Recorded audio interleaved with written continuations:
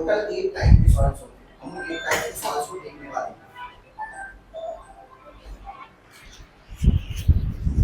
ठीक है, will discuss the 8 type of soils.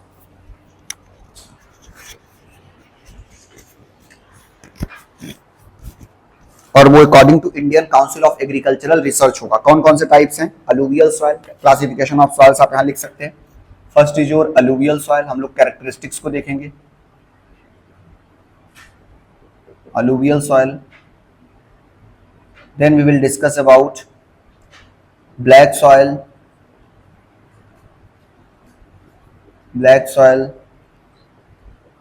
then we will discuss red and yellow soil,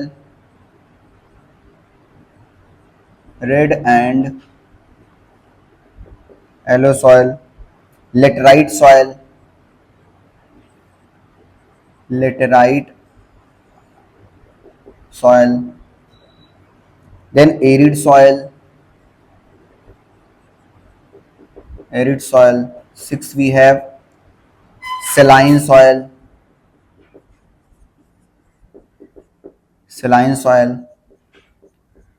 then we will discuss PT, इनका मतलब भी समझेंगे क्या होता है PT soil, and then eighth we have forest soil। और ये जो क्लासिफिकेशन है ये अकॉर्डिंग टू है ICAR। This classification is according to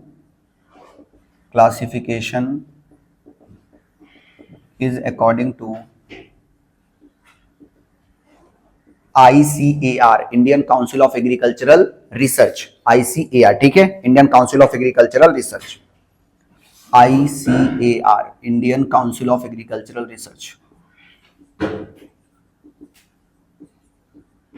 Indian council of agricultural research.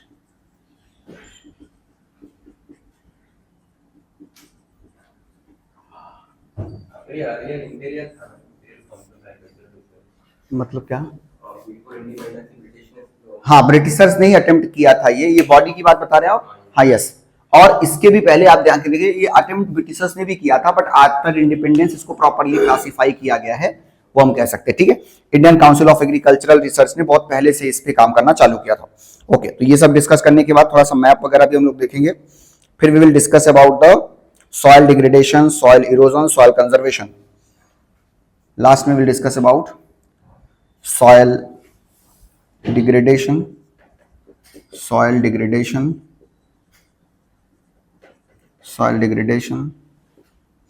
then we will discuss soil conservation,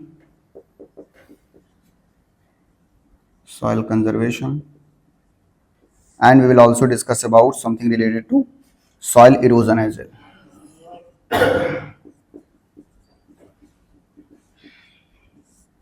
ये सारे टॉपिक्स हम लोग कवर करने वाले हैं।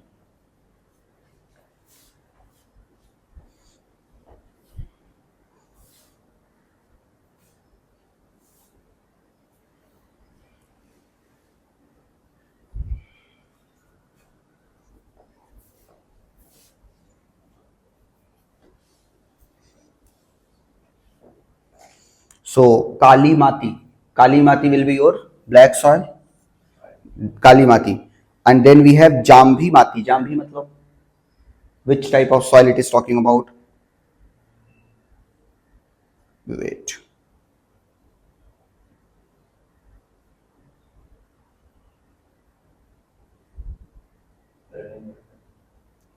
नहीं मैं समझ गया। हाँ, alluvial soil is called as Nadijanya Mati. Alluvial soil is called as Nadijanya Mati. Black soil Kali Mati, माती बोल रहे हैं, we are calling this माती। हिंदी में इसको बोलेंगे माटी या मिट्टी। Soil is called as मिट्टी, in Marathi it is called as माती। ठीक है, तो alluvial soil को नदीजन्य माती, black soil को काली माती, रेड सॉइल को लाल, सही पढ़ रहा हूं ना? लेटराइट सॉइल को उष्ण कटिबंधीय माटी, उष्ण कटिबंधीय। एरिड को शुष्क माती। फिर हमारे पास है पीटी, दलदल माती। पीटी को हम लोग क्या बोल रहे हैं? दलदल। इसी से कॉन्सेप्ट समझ जाओगे आप, दलदल माती। फिर माउंटेनियस है अगर हमारे पास तो लिख सकते हैं, इसको चाहो तो आप लिख भी सकते हैं, जिनको समझने में थोड़ी सी दिक्कत होगी तो वहां से समझ सकते हैं। अलुवियल को नदीजन्य माती बोल रहे हैं। नदीजन्य नदीजन्य माटी। क्लियर है? तो इससे आप अब चीजों को अच्छे से समझ पाओगे कि क्या है रेड सॉयल, लाल माटी होगा। चलो, तो ये सारी चीजें हम लोग आराम से इसमें डिस्कस करने वाले हैं। क्या क्या डिस्कस करेंगे कि सॉयल वर्सेस रॉक्स क्या है, प्रोसेस ऑफ सॉयल फॉर्मेशन, कैसे सॉयल फॉर्म होता है, and we will discuss the classification of soil according to ICAR. ICAR Indian council of agricultural research ने 8 क्लासिफिकेशंस किए। अच्छा, हमें पता क्या होना चाहिए, ये पढ़ते समय क्या पता होना चाहिए? तो 3 चीजें फोकस करना है। जैसे मैंने फॉरेस्ट पढ़ाया था ना, वैसे ही यहां पर भी आपको फोकस कहां करना है। जब आप टाइप ऑफ सॉइल्स पढ़ेंगे तो what to focus, you have to focus on 2 to 3 things. What to focus? सबसे पहली चीज कहां पे पाया जाता है, where this soil is found, ये पता होना चाहिए क्या हमें, where this soil is found, region, where this soil is found मतलब किस रीजन में पाया जाता है। देन इसके बेसिक कैरेक्टरिस्टिक्स क्या हैं, बेसिक कैरेक्टरिस्टिक्स क्या हैं, और अगर कुछ इंपॉर्टेंट क्रॉप्स जो ग्रो होते हैं यहाँ पे, इंपॉर्टेंट क्रॉप्स ग्रोन, बस ये 3 चीजें अगर आपने फोकस कर ली, सुबह बात खत्म। और कुछ न्यूट्रिएंट्स की बात करेगा वो, बेसिक कैरेक्टरिस्टिक्स में वो चीज आ जाएगा कि न्यूट्रिएंट्स कौन कौन से इसमें प्रेजेंट होते हैं, पोटास, सल्फर, ये सब चीजें न्यूट्रिएंट्स प्रेजेंट। अगर आपने इतनी चीजें फोकस कर ली तो आपका जॉब इज डन। इतनी चीजें आपको फोकस करनी है।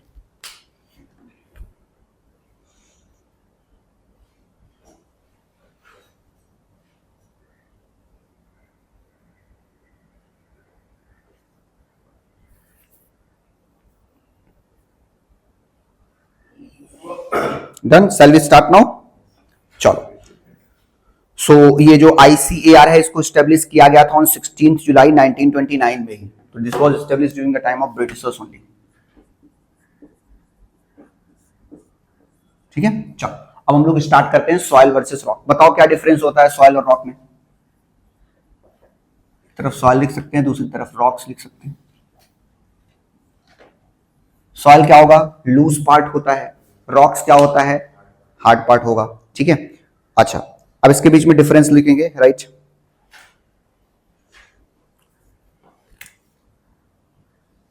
इसमें लिख सकते हैं हम लोग rocks are solid,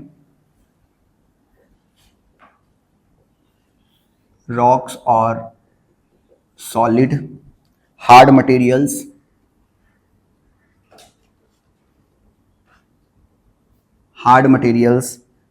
made up of minerals,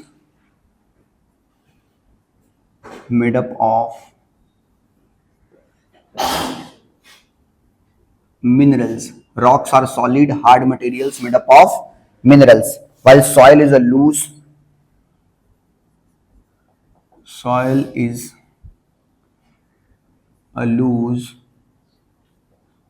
top layer of the earth,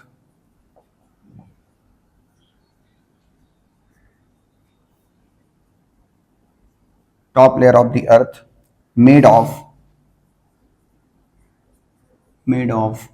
broken down rocks and organic matter,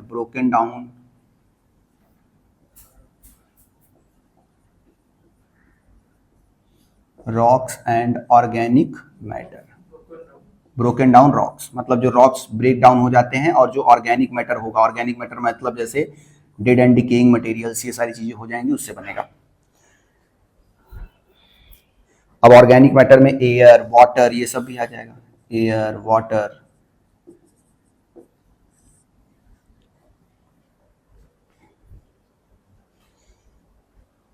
इसमें हम एक चीज और लिख सकते हैं कि रॉक्स के 3 टाइप होते हैं, these are of 3 types of rocks are there, 3 types of rocks कौन कौन से हैं बताओ? Igneous, metamorphic and sedimentary. पढ़ेंगे इसको, डोंट वरी। इग्नियस रॉक्स, इसके बाद ही चाहे तो पढ़ लेंगे। Igneous rocks, metamorphic rocks and third is sedimentary.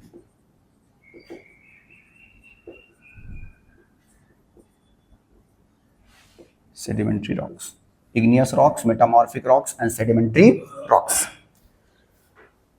Soil जो है वो फॉर्म होता है बाय द फाइन, यहाँ पे एक पॉइंट और लिख सकते हैं। सॉइल का टाइप तो मैंने बता ही दिया ना, यहाँ पे एक पॉइंट और लिख लो। Soil is formed of, soil is formed of fine rock particles, fine rock particles, fine rock particles mixed with air, water, mixed with air, water and particles from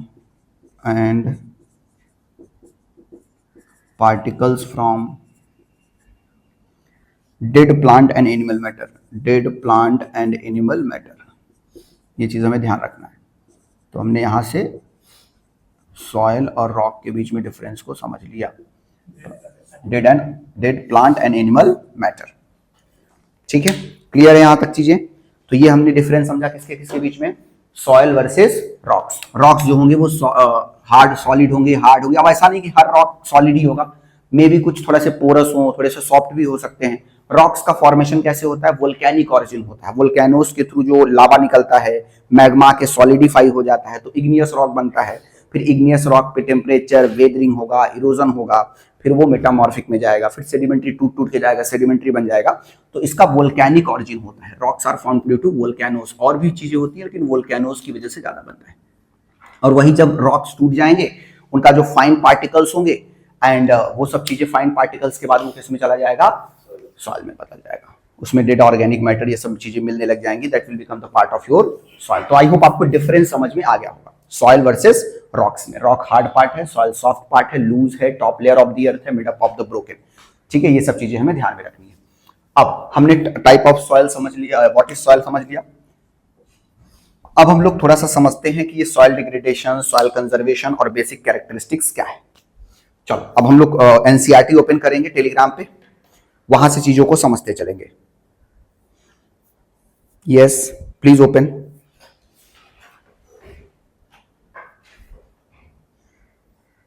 Please open the NCERT last PDF of the Telegram channel. Yes, 11th वाली NCERT open करेंगे। Soil, तो वहां पे कुछ चीजें अगर जो होंगी वो चीज हम लोग यहाँ से प्रॉपर समझ लेंगे। Yes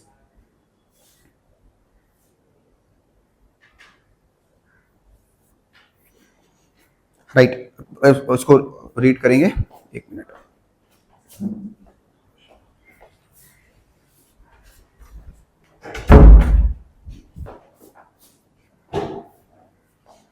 okay, let's see now क्या कह रहा है। Have you ever thought about the most important factor which support trees, grasses, crops and numerous life forms over the earth surface. ठीक है, क्वेश्चन पूछ रहा है आपसे कि क्या आपने कभी ये इमेजिन किया है कि सबसे इंपॉर्टेंट फैक्टर कौन सा है जिसकी वजह से ग्रासेस, क्रॉप्स और न्यूमरस लाइफ फॉर्म्स फॉर्म होते हैं over the earth surface. Can one grow a blade of grass without soil? No, you can not. क्या बिना सॉइल के आप लोग एक ग्रास भी उगा सकते हो क्या? सॉइल उगने के लिए क्या चाहिए आपको बताओ? ग्रास, सॉइल चाहिए। ग्रास हो गया, ट्री हो गया, कुछ भी चाहिए तो सॉइल तो चाहिए ना। सॉइल जब भी मिट्टी के बिना आप पेड़ कैसे उगा सकते हो। कुछ टेक्निक आज भी आ गया है, जैसे कुछ हाइड्रोपोनिक्स होते हैं, एरोपोनिक्स होते हैं, मतलब हवा में ही न्यूट्रिएंट ले लेंगे, उग जाएंगे। वो टेक्नोलॉजी अलग है, लेकिन ओवरऑल अगर देखेंगे तो सॉइल इज जरूरी है, क्योंकि सॉइल से ही प्लांट को न्यूट्रिएंट्स मिलेंगे, उसके रूट्स को प्रॉपर न्यूट्रिएंट्स वहीं से मिलता है। तो इस वजह से वो चीज कह रहा है। तो अगर हम देखेंगे उसमें क्या कह रहा है, हाँ, can one grow a blade of grass without soil while some plant and organisms which are aquatic in nature can sustain in water, do they not derive nutrient from soil through water? Yes, भाई कुछ plant और animals ऐसे हैं जो पानी में होते हैं, लेकिन उनको भी न्यूट्रिएंट्स के लिए सॉइल पे डिपेंडेंट होना पड़ेगा, उनके रूट्स को। You will realize that soil is the most important layer of the earth crust. मैंने आपको समझाया था अर्थ क्रस्ट। क्रस्ट क्या था बताओ? हमने समझा था ना, there are 3 layers of the earth, crust, mantle and core. Earth के क्रस्ट का सबसे इंपॉर्टेंट पार्ट क्या होता है? सॉइल। ये चीज ध्यान रखेंगे। क्रस्ट हमारा किस लेंथ तक था? Up to 100 kilometre. 100 किलोमीटर के बाद हमारा एस्थेनोस्फीयर शुरू हो जा रहा था, which was your mental. Asthenosphere शुरू हो जा रहा था, वो चीज हमने डिस्कस किया था। तो crust is the most important part of your soil, is the most important part of your crust. फिर इसी तरीके से देखेंगे, so it is a valuable resource The bulk of our food and much of our clothing is derived from land-based crops that grow in the soil. The soil on which we depend so much for our day-to-day needs has evolved over thousands of years. The various agents of weathering and gradation have acted upon the parent rock material to produce a thin layer of soil. अब देखो इसमें तीन चीजें use हो रही है. एक word क्या यूज हो रहा है, एक है parent material. Parent rock material मतलब क्या होता है? पेरेंट रॉक मटेरियल, हमारे पेरेंट्स कौन है, जहां से हमारा ऑरिजिन हुआ है. सही बात है क्या? हमारा ऑरिजिन हमारे पेरेंट्स से ही तो हुआ है. तो जो parent rock material, let suppose this is your rock, ये कोई एक रॉक का टुकड़ा है, ठीक है, दिस इज योर रॉक. तो इस पे वेदरिंग हुआ होगा. वेदरिंग समझते हो आप लोग? वेदरिंग मतलब होता है कि ब्रेक डाउन. वेदरिंग मतलब क्या होगा? Break down.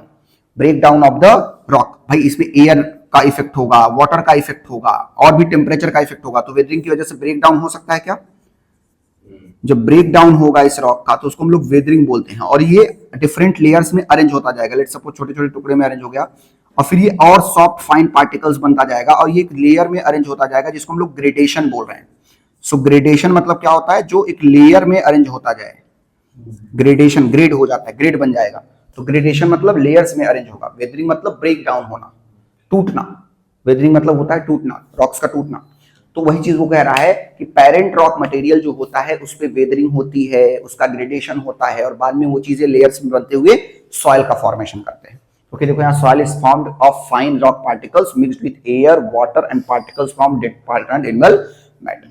ये चीज ध्यान रखेंगे. वो लाइन फिर से पढ़ते हैं. देखो क्या कह रहा है? The various agent. एजेंट मतलब, अब एजेंट कौन से हैं? जो चीजें वेदरिंग कॉज करती हैं. क्या क्या कॉज कर सकती हैं? एयर, वाटर और ग्लेशियर मूवमेंट. कुछ भी हो सकता है. ये सब चीजें क्या? Movement of water from one body to other body, rivers, ये सब क्या करेंगे? They will cause the weathering and gradation have acted upon the parent rock material. जो पेरेंट रॉक मटेरियल है उसके ऊपर एक्ट किया उसने, और ग्रेडेशन और डिग्रेडेशन की वजह से सॉइल का फॉर्मेशन हमें देखने को मिलता है. देखो, soil is the mixture of rock debris and organic material which develops on the earth surface. बता चुका हूं मैं आपको. यहां देखो, सॉइल फॉर्म होता है जो रॉक का पार्टिकल्स होता है, जब मिक्स हो जाता है air, water and dead part of the plant and animal. वही चीज बता रहा है वो. Then the major factors affecting the formation or soil of relief. relief समझते हो आप लोग? relief, relief मतलब होता है कौन से वहां पे फिजिकल फीचर्स हैं. जब जहां पर भी वर्ड आएगा रिलीफ ना, इसका मतलब फिजिकल फीचर्स की बात कर रहा है. जहां पर भी वर्ड आएगा रिलीफ, रिलीफ मतलब क्या होता है? Physical features. Physical features, physical features कौन कौन से हमारे पास? Mountains, plateaus, plain, desert. Mountains, plateaus, plain, desert, coastal areas हैं कि नहीं है? ये सारे क्या हैं? These are our relief features. तो अब बताओ मुझे, रिलीफ फीचर जैसा होगा, हो सकता है माउंटेन की मिट्टी कुछ अलग हो, प्लेन वाले एरिया की मिट्टी कुछ अलग होगी, एंड प्लेट्यूज वाले एरिया की सॉइल कुछ अलग होगी या नहीं होगी. तो मतलब हर एक रिलीफ फीचर के अकॉर्डिंग वो चीज चेंज होता रहेगा. और जहां पे भी यूज करेगा parent rock material. Parent rock material मतलब जहां से ये मिट्टी बन रही है, क्योंकि मिट्टी बनने का प्रोसेस कहां से शुरू होगा? जब ये रॉक डिग्रेड होगा, जब ये रॉक ब्रेक डाउन होगा, जब ये रॉक फाइन पार्टिकल्स में टूट जाएगा, एंड टूटने के बाद उसमें वाटर, एयर और भी जो डेड प्लांट और एनिमल के मैटर मिलेंगे, तभी तो बनेगा. तो इसके लिए वर्ड यूज कर रहे हैं हम लोग पेरेंट रॉक मटेरियल. ठीक है, ये चीज हमें ध्यान रखना है, पेरेंट रॉक मटेरियल. ठीक है, आगे देखते हैं. ओके, सो कह रहा है the major factors affecting the formation of soil और relief, parent material, climate, vegetation and other life forms and time. ठीक है, तो रिलीफ, तो कौन कौन से फैक्टर्स अफेक्ट करते हैं द फॉर्मेशन ऑफ सॉइल. अब हम लोग पढ़ रहे हैं प्रोसेस ऑफ सॉइल फॉर्मेशन. हम लोग सेकंड टॉपिक पढ़ रहे हैं, process of soil formation. Soil formation के लिए बहुत सारे फैक्टर्स होते हैं जो इंपॉर्टेंट रोल प्ले कर रहे होते हैं. कौन कौन से? सबसे पहले parent rock, then relief features, then वहां का वेजिटेशन, क्लाइमेट. किसी एरिया का क्लाइमेट बहुत हॉट होगा तो उसके अकॉर्डिंग वहां की सॉइल हो जाएगी.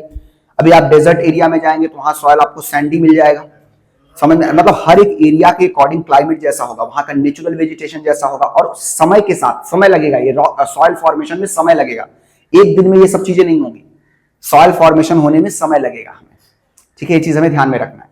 तो कहने का मतलब है हमें ये सारे फैक्टर्स याद रखने हैं. कौन कौन से? Relief, parent material, and climate, vegetation and other life forms and time. Besides these, human activities also influence it to a large extent. Component of the soil or mineral particle, humus. Humus मतलब वही होता है, humus मतलब dead plant and animal matter. Humus का मतलब क्या होता है? Dead plant and animal matter. Humus का मतलब याद रखेंगे, ह्यूमस का मतलब क्या होगा? This is the meaning of humus. Humus is dead plant and animal matter. ठीक, उसके बाद क्या करा है? Component of the soil are mineral particles, humus, water and air. The actual amount of each of these depend upon the type of soil. सही बात कह रहा है। तो कहने का मतलब कि कौन से मिनरल्स प्रेजेंट होंगे, ह्यूमस कैसा होगा, क्या उसमें डेड ऑर्गेनिक मटेरियल्स होंगे या नहीं होंगे, वाटर प्रेजेंट होगा या नहीं, वाटर होल्डिंग कैपेसिटी होगी या नहीं होगी, ऑक्सीजन का प्रेजेंस होगा या नहीं होगा, वो डिपेंड करेगा किस नेचर ऑफ सॉइल की हम लोग बात कर रहे हैं। समझ में आ रहा है? जैसे ब्लैक सॉइल में वाटर रिटेनिंग कैपेसिटी ज्यादा होती है और किसी सॉइल में हो सकता है वाटर रिटेनिंग कैपेसिटी उतनी ना हो, वो डिपेंड करेगा ना सॉइल टू सॉइल। हम लोग वो चीज डिस्कस करने वाले हैं। क्लियर हो रही है चीजें आपको? आगे, some soils are deficient in one or more of this. ठीक है, मतलब कुछ सॉइल में ह्यूमस होगा, कुछ सॉइल में मिनरल पार्टिकल्स होंगे, कुछ में नहीं होंगे, while there are some others which have varied combinations। ठीक है, इतनी बात हमें समझ में आ गई। मतलब इस वाले पैराग्राफ से हमने दो तीन चीजें समझी कि कौन कौन से फैक्टर्स हैं जो सॉइल के फॉर्मेशन में एक इंपॉर्टेंट रोल प्ले कर रहे होते हैं। बताओ कौन कौन से फैक्टर्स हैं? Relief features, parent rock material, climate, vegetation, और एक और था climate, vegetation as well as the relief. बता, relief features, climate as well as we have the current, नहीं, relief, parent material, climate, vegetation and other life forms and time. Time भी, time क्योंकि it is a time consuming process, it will not happen in one day, it will take some time. तो समय के साथ वो चीजें होंगी, एक दिन में ये चीजें नहीं होंगी। सो इसलिए time is also an important factor in the formation of soil. हमने ये चीज समझा। फिर हमने समझा कि सॉइल में क्या क्या हो सकता है। न्यूट्रिएंट्स हो सकते हैं, ह्यूमस हो सकता है, ह्यूमस मतलब dead plant and animal matter हो सकता है, and it can also contain the nutrients cycle और at the same time humus as well as एक चीज वहां पे और यूज हो रहा है, वाटर एंड एयर। अब ये डिपेंड करेगा किस टाइप का सॉइल है, उसके अकॉर्डिंग ये सारी चीजें हो रही होंगी। फिर देखते हैं, have you ever dug a pit in the field of your school to plant a tree while celebrating Van Mahotsav. क्या कभी आपने स्कूल या कॉलेज में कभी कुछ वैसे जमीन में कुछ गड्ढा किया है क्या, ताकि पेड़ को आप लगा सको?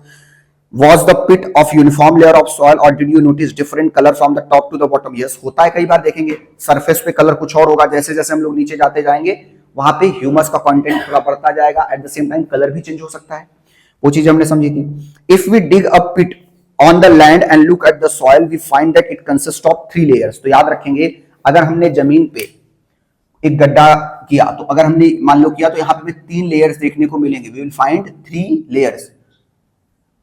क्या है वो 3 लेयर्स? हम लोग समझते हैं, ध्यान से समझते चलना, बहुत इंपॉर्टेंट है, यहां से भी क्वेश्चन बन जाते हैं। 3 लेयर्स, 3 लेयर्स हमें देखने को मिलेंगे। कौन कौन से हैं? देखो, which are called horizon. Horizon A is the top most zone. देखो यहाँ पे ये हमारा क्या हो जाएगा, होराइजन ए।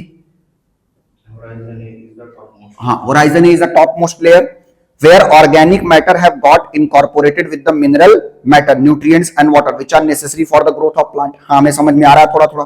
कहने का मतलब क्या है, horizon A is the top most layer where organic material, और यहाँ पे न्यूट्रिएंट्स होंगे, तो हम लोग यहाँ कह सकते हैं ऑर्गेनिक मैटर, ऑर्गेनिक मैटर, और क्या होगा बताओ, यहाँ पे न्यूट्रिएंट्स होंगे। क्या न्यूट्रिएंट्स? तो इसकी वजह से क्या होगा, ग्रोथ ऑफ द प्लांट बहुत जरूरी हो जाएगा। यस, मिनरल मैटर, और उसमें न्यूट्रिएंट्स भी होंगे। ठीक है, देखो उसमें mineral matter, nutrients and water which are necessary for the growth of the plant. Horizon B is a transition zone between zone A and zone C and contains matter derived from below as well as from the above. तो इसमें जो होगा, इसका भी कुछ कुछ matter होगा, ऊपर वाले का, और यहां वाला भी मैटर होगा। This is your horizon B. समझते हैं अभी, डोंट वरी, और अच्छे से समझेंगे। This is your horizon B. तो यहां पे ऑर्गेनिक मैटर, न्यूट्रिएंट्स, मिनरल्स, ये सारी चीजें होने वाली हैं वहां पे। एंड देन क्या करा, it has some organic matter in it although the mineral matter is noticeably weathered. मतलब इसमें क्या होगा, इसमें ऑर्गेनिक मैटर तो होगा ही होगा, और मिनरल मैटर भी थोड़ा थोड़ा होगा। तो ऑर्गेनिक मैटर और मिनरल्स भी इसमें होंगे थोड़े थोड़े, लेकिन ये दोनों का मिक्स होगा, ऑर्गेनिक मैटर एंड मिनरल्स, इसमें दोनों का मिक्स होगा। ये चीज ध्यान रखेंगे, अभी हम लोग मैप देखेंगे और अच्छे से समझ में आएगा। फिर क्या कह रहा है, horizon C is composed of loose parent material. ठीक है, तो ये इसमें क्या होगा, लूज पेरेंट मटेरियल होगा, इसी से तो बन रहा है लूज पेरेंट मटेरियल। अब देखो ध्यान से समझो, अभी हमने क्या समझा था, this is your horizon C, horizon C, देखो हमने समझा था कि रॉक सॉइल का फॉर्मेशन होता है कहां से, rock particle, parent rock particle से। तो सबसे नीचे कौन सा लेयर होगा, लूज पेरेंट पार्टिकल। फिर इसमें क्या मिक्स हो जाएगा, air, water, nutrients, minerals, dead and decaying organic matters, ये सब मिलके क्या बनाएंगे, सॉइल बनाएंगे। मतलब 3 लेयर हमें देखने को मिलेगा, होराइजन ए, होराइजन बी और होराइजन सी। होराइजन ए टॉप मोस्ट लेयर है, जिसमें हमारे पास क्या होगा, ऑर्गेनिक मैटर होगा और न्यूट्रिएंट्स होंगे। इसमें कुछ चीजें इसकी भी होंगी, कुछ चीजें इसकी भी होंगी। मतलब इसमें आपको लूज पेरेंट मटेरियल भी देखने को मिलेगा, as well as we'll also find the organic matter, minerals, water, ये सारी चीजें। ये तीनों ही मिला के बनाते हैं द लेयर्स ऑफ सॉइल। तो ये एक आइडिया रखो बस, layers of soil, there are 3 layers of soil. कौन कौन से, horizon A, horizon B and horizon C. ठीक है, इसको एक बार हम लोग फिर थोड़ा पढ़ लेंगे उसके, डोंट वरी। देखो और क्या कह रहा है, horizon C is composed of loose. This layer is the first stage in the soil formation process and eventually forms the above 2 layer. This arrangement of layers is known as soil profile. इसको याद रखेंगे, इसको हम लोग क्या बोलते हैं, soil profile। तो याद रखेंगे, अगर आपसे पूछेगा डिफाइन soil profile, तो soil profile के लिए आपको 3 layers का नाम बताना है। आई होप आपको ये चीज समझ में आ रहा होगा, क्लियर है। तो there are 3 layers of soil profile, layer A और होराइजन ए, होराइजन बी और होराइजन सी। और इसमें से पहला लेयर कौन सा है जो सॉइल फॉर्मेशन में हेल्प करता है, होराइजन सी। तो होराइजन सी होगा तभी तो जब ब्रेक डाउन होगा, फिर वो मिक्स होगा। डिफिनीशन में देखो, soil is formed of fine rock particles. ये कहां से आएगा, पेरेंट रॉक मटेरियल से। This will come from parent rock material. जब पेरेंट रॉक मटेरियल लूज होगा, कमजोर हो जाएगा, टूट जाएगा, तभी तो फाइन पार्टिकल्स में ब्रेक डाउन होगा। और जब ब्रेक डाउन होगा तो उसमें air, water, particles, dead plant and mineral जैसे मिलेगा, फिर सॉइल बन जाएगा। कॉन्सेप्ट समझ में आ रहा है, ये इस तरीके से काम कर रहा होता है। Done, understood. आगे देखेंगे, underneath these 3 horizon is the rock which is also known as the parent rock और द बेड रॉक। हाँ, इसके नीचे क्या होगा, रॉक है। इसके नीचे क्या है, रॉक है। इसके नीचे आपको रॉक देखने को मिलेगा इन तीनों लेयर के बाद। और इसके ऊपर वाला जो पार्ट जो लूज पेरेंट रॉक मटेरियल हो गया था, उसी से तो टूट के हमारा सॉइल फॉर्मेशन हो रहा है after the mixing of air, water and dead organic matter. फिर क्या कह रहा है, underneath 3 horizon the rock which is also known as the parent rock or the bedrock soil, which is a complex and varied entity, has always drawn the attention of the scientist. In order to understand its importance, it is essential to attempt a scientific study of the soil. Classification of soil is an effort to achieve this objective. कहने का मतलब क्या है, हमने यहाँ पे 2 चीजें cover कर ली हैं अच्छे से। सॉइल क्या है, सॉइल और रॉक्स क्या है, and process of soil formation क्या है। हमने समझा क्या, क्लियर हो रही है चीजें, थोड़ी और अच्छे से समझे क्या। इसके जो ऊपर दिया है वो वाला खोलो पीडीएफ, इस पीडीएफ से बाहर निकलो, इसके ऊपर जो बेसिक्स ऑफ सॉइल दिया है उस पीडीएफ को डाउनलोड करो, उसमें मैप के थ्रू चीजों को दिखाया हुआ है। Yes yes yes,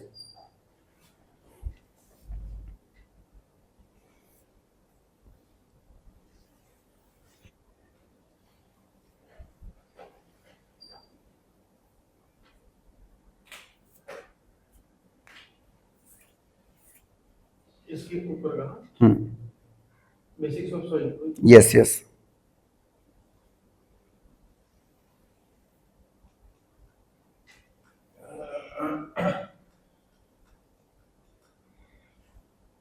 okay. देखो इसमें आपको ये मैप दिख रहा है, थोड़ा सा दूसरे पेज नंबर पे आएंगे तो ये वाला मैप दिख रहा होगा आपको, ओ ए बी, ये दिख रहा होगा यहाँ पे, ये ना, ये दिख रहा है ना आपको। इसको थोड़ा सा समझो, देखो क्या कह रहा है। पहले तो देखो कौन कौन से फैक्टर्स हैं। पेरेंट मटेरियल इफेक्ट करेगा, टोपोग्राफी, क्लाइमेट, बायोटा मतलब वहां की जो बायोम है, जो ऑर्गेनिजम्स होंगे, और टाइम। और देखो इसमें अगर ऊपर देखेंगे, सबसे नीचे देखो क्या है, कंसोलिडेटेड रॉक विथ लिटिल और नो वेदरिंग। ठीक है, वो चीज हमने समझा ना, मतलब ये जो रॉक है ये रॉक ही तो है, स्ट्रॉन्ग। फिर उसके ऊपर थोड़ा सा आएंगे तो poorly weathered unconsolidated material less affected by the surface processes. ठीक है, फिर उसमें एक्युमुलेशन होगा क्ले ऑर्गेनिक मैटर का, मेटल ऑक्साइड्स, फिर मैक्सिमम लीचिंग जोन होगा, यहाँ पे लाइट कलर होगा, फॉरेस्ट सॉइल, और फिर आपको ऊपर वाला लेयर देखने को मिलेगा जो है टॉप मोस्ट लेयर। मतलब यही चीज है, वो अच्छे से समझा के आपको इमेज के थ्रू बता रहा है कैसे हम लेयर्स में डिवाइड कर सकते हैं। समझ में आ रहा है कि नहीं समझ में आ रहा है, वही चीज है, बस उसको बेसिकली वो समझा रहा है। तो इस वाले देखो, मैं एनसीईआरटी आपको पढ़ाऊंगा, लेकिन आपको यहां से भी चीजों को पढ़ लेना है। तो ये भी जो पीडीएफ आपको दिख रहा होगा, इसमें 7 to 8 पेजेस है, इसमें भी आपको प्रॉपर्ली चीजें देखने को मिल जाएंगी, मैप वगैरह भी देखने को मिल जाएगा, इसको भी आपको करना है। ठीक है, अब चलो आ जाओ वापस एनसीईआरटी में, बाद में भी हम लोग इसको देखेंगे, थोड़ा टाइम बचेगा ना तो इसको भी कवर कर लेंगे। अब हम लोग आ जाते हैं क्लासिफिकेशन ऑफ सॉइल पे, लेकिन उसके पहले मुझे बताओ, ये दोनों टॉपिक समझ में आया क्या आपको? सॉइल क्या है? Soil is a loose top layer of the earth made of broken down rocks and organic matter which is air, water and dead organic matter of plant and animal. Rocks क्या है? Rocks are solid hard materials made up of minerals. Rocks mainly तीन type के होते हैं, igneous, metamorphic और sedimentary rocks. And जो crust है, crust का इंपॉर्टेंट पार्ट होता है सॉइल, ये हमने समझा। कैसे बनता है? एक पेरेंट रॉक मटेरियल होगा, उसका वेदरिंग होगा, ग्रेडेशन होगा, फाइन पार्टिकल्स में वो ब्रेक डाउन होगा, air, water, eight the same time उसमें हमें देखने को मिल जाएगा dead plant and organic matter which is humus, और ये सब मिक्स होगा तो हमारा सॉइल का फॉर्मेशन हो जाएगा। सॉइल के हमारे 8 मेन टाइप्स हैं, अभी हम लोग पढ़ने वाले हैं। हमने ये समझ लिया प्रोसेस ऑफ सॉइल फॉर्मेशन, कौन कौन से फैक्टर्स थे हमने समझा। Time was also a factor, climate was a factor, natural vegetation was a factor, parent rock material was a factor. ठीक है, ये सब चीजें थी। अब हम लोग डिस्कस करने जा रहे हैं classification of soil into these 8 types, वो चीजें हमें समझनी है। चलो नेक्स्ट समझते हैं क्लासिफिकेशन ऑफ सॉइल में क्या है। देखो, India has varied relief features, ये चीज तो आपको पता होगा, इंडिया के पास वेरीड रिलीफ फीचर्स है। वेरीड रिलीफ फीचर्स मतलब mountain, plateaus, plain, desert. India में आप देखेंगे तो नॉर्थ में क्या है? माउंटेन्स है। नॉर्थ ईस्ट में भी माउंटेन्स देखने को मिलेगी। वेस्टर्न घाट वाला रीजन माउंटेनियस है, फिर ईस्टर्न घाट वाला रीजन माउंटेनियस है, नीलगिरी वाला रीजन माउंटेनियस है। तो हमें बहुत सारे रीजन में माउंटेन्स देखने को मिलेंगे, कहीं कहीं पे डेजर्ट देखने को मिलेगा, प्लेन वाला एरिया भी देखने को मिलेगा। मींस इंडिया के पास वेरीड, हमारे पास रिलीफ फीचर्स हैं, वेरियस रिलीफ फीचर्स हैं, और उसकी वजह से landforms, climatic realms and vegetation types हमने देखा था। वेजिटेशन टाइप अलग अलग था ना, ट्रॉपिकल रेन फॉरेस्ट, इक्वेटोरियल, और उसके बाद deciduous rain forest, thorny forest, mangrove forest, ये सारे फॉरेस्ट थे। देन क्या कह रहा है देखो, these have contributed in the development of various types of soil in India. In ancient time, soil used to be classified into two main groups, Urvara and Usar, which were fertile and sterile. Urvara was fertile and Usar was sterile. Sterile मतलब non fertile. ठीक है, तो कहने का मतलब क्या है, ancient times में हम सॉइल को दो मेन ग्रुप्स में क्लासिफाई करते थे। एक क्या था? उर्वरक। उर्वरक मतलब होता है फर्टाइल, एंड उसर मतलब होता है स्टेराइल। स्टेराइल मतलब that is non fertile, infertile. Then respectively in 16th century AD, soil were classified on the basis of their inherent characteristics and external features such as texture, color, slope of land and moisture content in the soil. मतलब अगर हम ancient time की बात करें तो India में soil को उर्वर और ऊसर के रूप में क्लासिफाई किया जाता था, उर्वर एंड ऊसर। बाद में हमने उनके सॉइल के टेक्सचर के बेसिस पे, सॉइल के पेरेंट मटेरियल के बेसिस पे, सॉइल में जो मिनरल्स हैं उसके बेसिस पे चीजों को क्लासिफाई किया। Based on texture, main soil types were classified as sandy, clay, silty, loam. On the basis of color they were red, yellow and black. मतलब क्या कह रहा है कि बाद में अगर देखेंगे 16th century AD में, अभी हम किस सेंचुरी एडी में है बताओ? We are in the 21st century AD. अभी हम किस में हैं? 21st century AD में है ना, तो उस चीज को ध्यान रखेंगे। Based on the texture, texture मतलब सॉइल का जो प्रोफाइल है, मतलब कलर है, उसके बेसिस पे देखेंगे तो सैंडी, क्ले मतलब क्या चीज है, कंटेंट क्या है, कंटेंट। तो सैंडी, क्ले, सिल्टी, लोमी ये सब क्लासिफाई करते थे। Since independence, scientific surveys have been conducted by various agencies. Soil Survey of India, which was established in 1956, made comprehensive studies of soil in selected areas like in Damodar Valley. The National Bureau of Soil Survey and Land Use Planning, an institute under the control of Indian Council of Agricultural Research, did a lot of studies on Indian soil. कहने का मतलब क्या है, हमने ये समझा कि शुरू से समझते हैं क्लासिफिकेशन ऑफ सॉइल कैसे हो रहा है। एंशियंट टाइम्स में हम देख रहे हैं सॉइल को हम लोग दो बेसिस पे क्लासिफाई कर रहे हैं, एक क्या है उर्वरा और एक उसर। उर्वरा was the fertile part and उसर was sterile part, non fertile part. फिर हमने देखा टेक्सचर के बेसिस पे हम लोगों ने क्लासिफाई करना उसको चालू किया in the form of sandy, clay, silt, loam, ये सब चीजें, और उनके कलर के बेसिस पे उनको रेड, येलो सॉल्व में करने लगे। बाद में आफ्टर इंडिपेंडेंस जो सॉइल सर्वे ऑफ इंडिया है, SSI, और ICAR के अंदर जो ये इंस्टीट्यूट का नाम दिया हुआ है ना, क्या नाम है इस इंस्टीट्यूट का? The national bureau of soil survey and land use planning institute, जो कि ICAR में है। In their effort to study soil and make it comparable at the international level, the ICAR has classified Indian soil on the basis of their nature and character as per the United States Department of Agriculture. उसके basis पे उसने बताया है।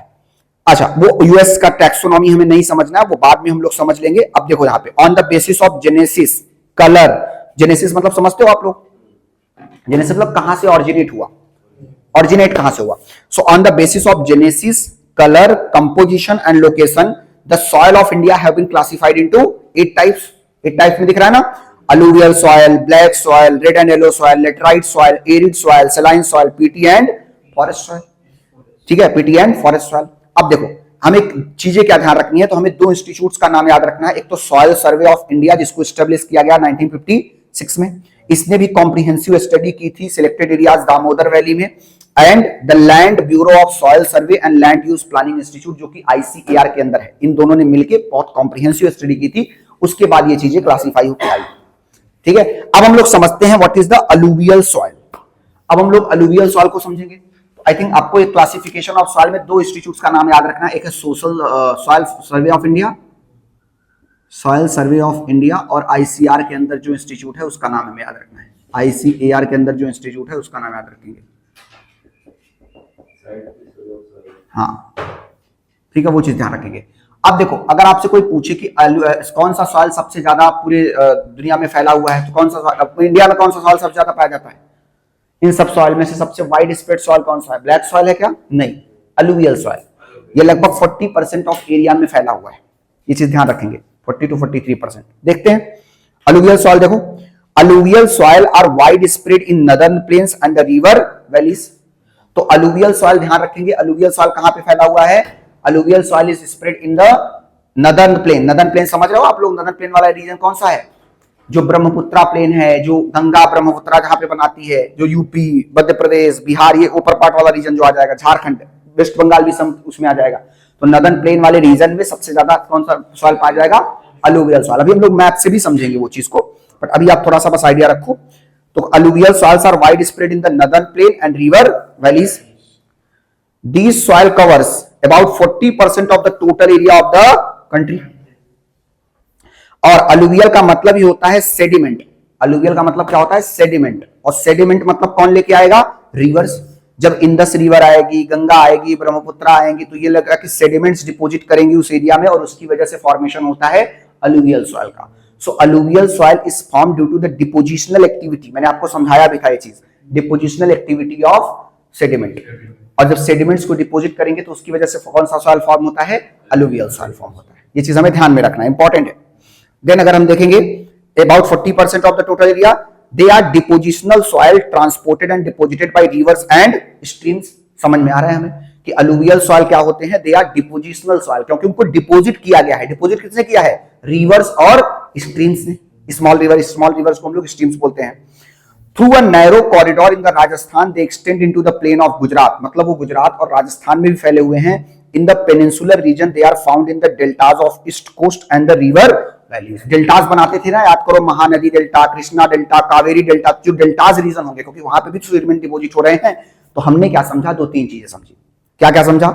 सबसे पहली चीज, alluvial soil कहां कहां पाया जाएगा? अलूवियल सॉइल पाया जाएगा नदर्न प्लेन्स में और रिवर वैलीज में। तो क्या सिर्फ और सिर्फ नदर्न प्लेन में पाया जाएगा? क्या नहीं, वो राजस्थान के थ्रू गुजरात में भी चला गया है। प्लस अगर हम पेनिनसुलर वाले पार्ट में देखेंगे, डेक्कन प्लेटू वाले पार्ट में देखेंगे, तो वहां पे ईस्टर्न कोस्ट के पास पाया जाएगा, क्योंकि जो बे ऑफ बंगाल में जाती है वही तो डेल्टा बनाती है। जो अरेबियन सी में जाती थी वो एस्चुरीज बनाती थी, याद करो। तो जो हमारे बे ऑफ बंगाल में रिवर्स ड्रेन करती थी, they were forming delta, and those rivers which were draining into Arabian sea, they were forming estuaries. तो जहां पे डेल्टा बनेगा, जहां पे सेडिमेंट्स का डिपोजिशन होगा, वहां पे अलूवियल सॉइल होगा। तो ये हमने बेसिक कॉम्प्रिहेंसिवनेस से समझ लिया। और सबसे ज्यादा सॉइल कौन सा पाया जाता है इंडिया में? Alluvial soil. 40% of the area को कवर करता है ये, हमने ये चीज भी समझा। आगे समझते हैं। अलूवियल सॉइल का इमेज भी आप देख सकते हो। The alluvial soils vary in nature from sandy loam to clay. Sandy भी हो सकता है और क्ले भी हो सकता है, मतलब एकदम सॉफ्ट हो जाएगा, और उसमें सैंड्स भी कहीं कहीं पे हो सकते हैं। और ध्यान रखेंगे, they are generally rich in potash. ये भी चीज आपको नोट करते चलना है। अलूवियल सॉइल में आप कुछ चीजें नोट करो, चलो जल्दी जल्दी। पहले देखो अलूवियल सॉइल, मैं बताता हूं, इसको नोट करते चलो, नहीं तो फिर आप भूल जाओगे सब। अलूवियल सॉइल, अलूवियल सॉइल में आप पहले चीज नोट करेंगे, फर्स्ट पॉइंट नोट डाउन करेंगे। Alluvial soil found in northern plains and river valleys. Alluvial soil में पहला चीज लिखेंगे फाउंड इन, आपको वहां पे रेफरेंस के लिए देख भी सकते हो स्पेलिंग वगैरह के लिए। Found in northern plains and river valleys, found in northern plains and river valleys, and covers about 40% of total area. Covers about 40% of total area. Covers about 40% of total area. Total area का कितना cover करता है? 40%। फिर लिखेंगे these are formed by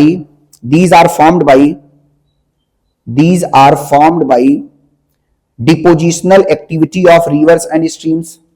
These are formed by depositional activity of rivers and streams.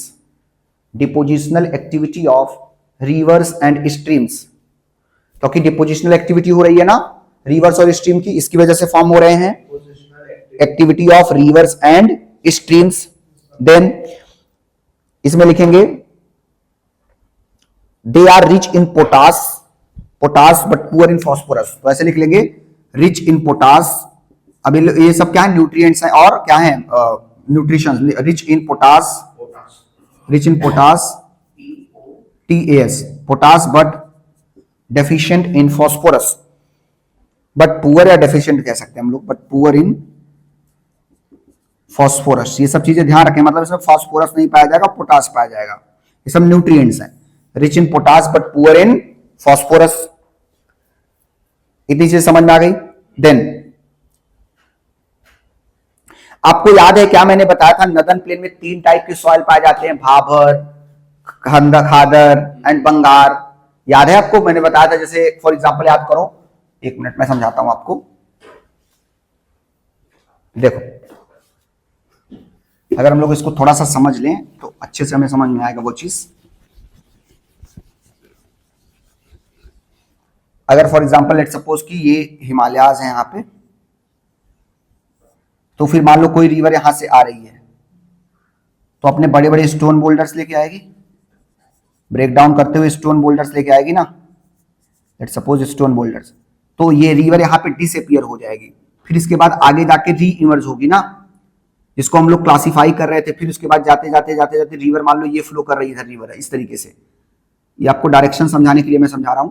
तो इसी को हमने डिवाइड किया था। ये वाले प्लेन को हम लोग क्या बोल रहे थे? This is the northern plane. इसी को हम लोग नदर्न प्लेन बोल रहे थे। और नदर्न प्लेन में क्या होता है? क्योंकि देखो नदर्न प्लेन क्यों? क्योंकि रिवर कहां से आ रही है? This river, let's suppose this is the Ganga river which is originating from Gangotri glacier in Uttarakhand. फिर ये गंगोत्री ग्लेशियर से आएगी तो सेडिमेंट्स अपने यहां तो डिपोजिट करेगी और इधर डिपोजिट करेगी। तो इसी में हमने क्लासिफाई किया था, क्या हमने क्लासिफाई किया था? भंगार या बंगार जिसको बोल सकते हैं, खादर एंड भाभर। मैंने बताया था 3 चीजें होती हैं, भाभर, बंगार और खादर। तो भाभर क्या था? भाभर मतलब ये वाले रीजन को हम लोग भाभर बोल रहे हैं, जहां पे स्टोन पेबल्स है ना, जहां पे स्टोन के पेबल्स, जो स्टोन के टुकड़े होंगे, जो पत्थर के टुकड़े होंगे, वो जब डिपोजिट करेगा इसको हम लोग क्या बोलेंगे? Bhabar. This was the Bhabar region. फिर अब रिवर यहां, ये इसको हम लोग क्या बोलते हैं? टेराई रीजन। याद करो, टेराई रीजन बताया था। This is called as Terai region, जहां पे रिवर री इमर्ज होती है। एंड देन वी हैव, अगर ये रिवर फ्लो कर रही है तो रिवर के कोस्ट के इस तरफ जो रीजन होगा, दूर थोड़ा होगा, उसको हम लोग क्या बोल रहे थे? नहीं, बंगार या भंगार। भंगार। उसमें क्या होते हैं? कंकड़ पाए जाएंगे। क्या पाए जाएंगे? कंकर्स पाए जाएंगे। और हाँ, और यहां जो एकदम रिवर के पास होगा रिवर, इसको हम लोग क्या बोल रहे हैं? This is called as khadar. और khadar was the most fertile region. ये सारी चीजें मैंने आपको समझाई थी। मतलब ये समझो कि अगर रिवर यहां ऑरिजिनेट हो रही है तो रिवर इतनी हाइट से गिरेगी तो वो इरोजन भी तो करेगी, टुकड़े भी तो लेके आएगी, यहाँ पे रॉक्स के टुकड़े वगैरह ले आएगी, यहाँ डिपोजिट कर देगी। जब डिपोजिट कर दिया तो यहाँ पे रिवर डिसअपियर हो गई। पत्थर, आप करेक्ट वही रीजन है। वो इरोजनल एक्टिविटी करके आती है ना, वो इरोजनल एक्टिविटी करके आ रही है ना। अब इरोजनल एक्टिविटी करेगी तो उसकी वजह से हमारे पास स्टोन पेबल्स होंगे, तो रिवर यहाँ डिसअपियर हो जाती है। तो कौन से रीजन में रिवर डिसअपियर हो जाती है? भाभर में। याद रखेंगे, भाभर वाले रीजन में रिवर डिसअपियर हो जाती है। फिर इमर्ज कहाँ होती है? टेराई वाले रीजन में। फिर उसके बाद चल रही है तो इसके कंकड़ छोटे छोटे होंगे तो साइड में हो जाएंगे, तो ये वाला रीजन फर्टाइल ज्यादा नहीं होता है, जहाँ पे कंकड़ वाला रीजन होगा। और फिर जो ये हमारी मेन स्ट्रीम होगी, इसको हम लोग खादर बोलते हैं। ये जो है बहुत ही, इसको न्यू अलुवियम बोलते हैं। न्यू अलुवियम। अलुवियम क्यों बोल रहे हैं? क्योंकि अलुवियल है ना, डिपोजिशन को हम लोग अलुवियल बोलते हैं। अलुवियल मतलब सेडिमेंट्स। अलुवियल मतलब होता है ये सेडिमेंट्स। सेडिमेंट्स मतलब जो रिमेन्स लेके आ रही है ना, ये वो डिपोजिशन करेगी। तो ये वाला न्यू अलुवियम है, इसको हम लोग ओल्ड अलुवियम बोलते हैं। ये सारी चीजें मैंने आपको फिजियोग्राफी में बताया था, फिजियोग्राफी ऑफ इंडिया में, जहां पे फिजिकल फीचर डिस्कस किया था। इंडिया को 3-4 फिजिकल फीचर्स में डिवाइड किया जा सकता है, ठीक है? कौन 5 फीचर में कौन कौन से थे? Northern mountains, northern plains, peninsula plateau, coastal plains and islands, desert area भी था उसमें। चलो अब इसको समझते हैं, देखो और अच्छे समझ में आएगा हमें क्या कह रहा है। In the upper and middle Ganga plane, अगर आप उसी डिस्कशन को हम लोग आगे बढ़ाएंगे, क्या कह रहा है, in the upper and middle Ganga plain two different type of alluvial soils have developed, khadar and bangar. देखो बताया ना यहाँ पे, देखो खादर है और बंगर है। और हम लोग क्या कह रहे हैं, khadar is the new alluvium and is deposited by floods annually which enriches the soil by depositing fine silt.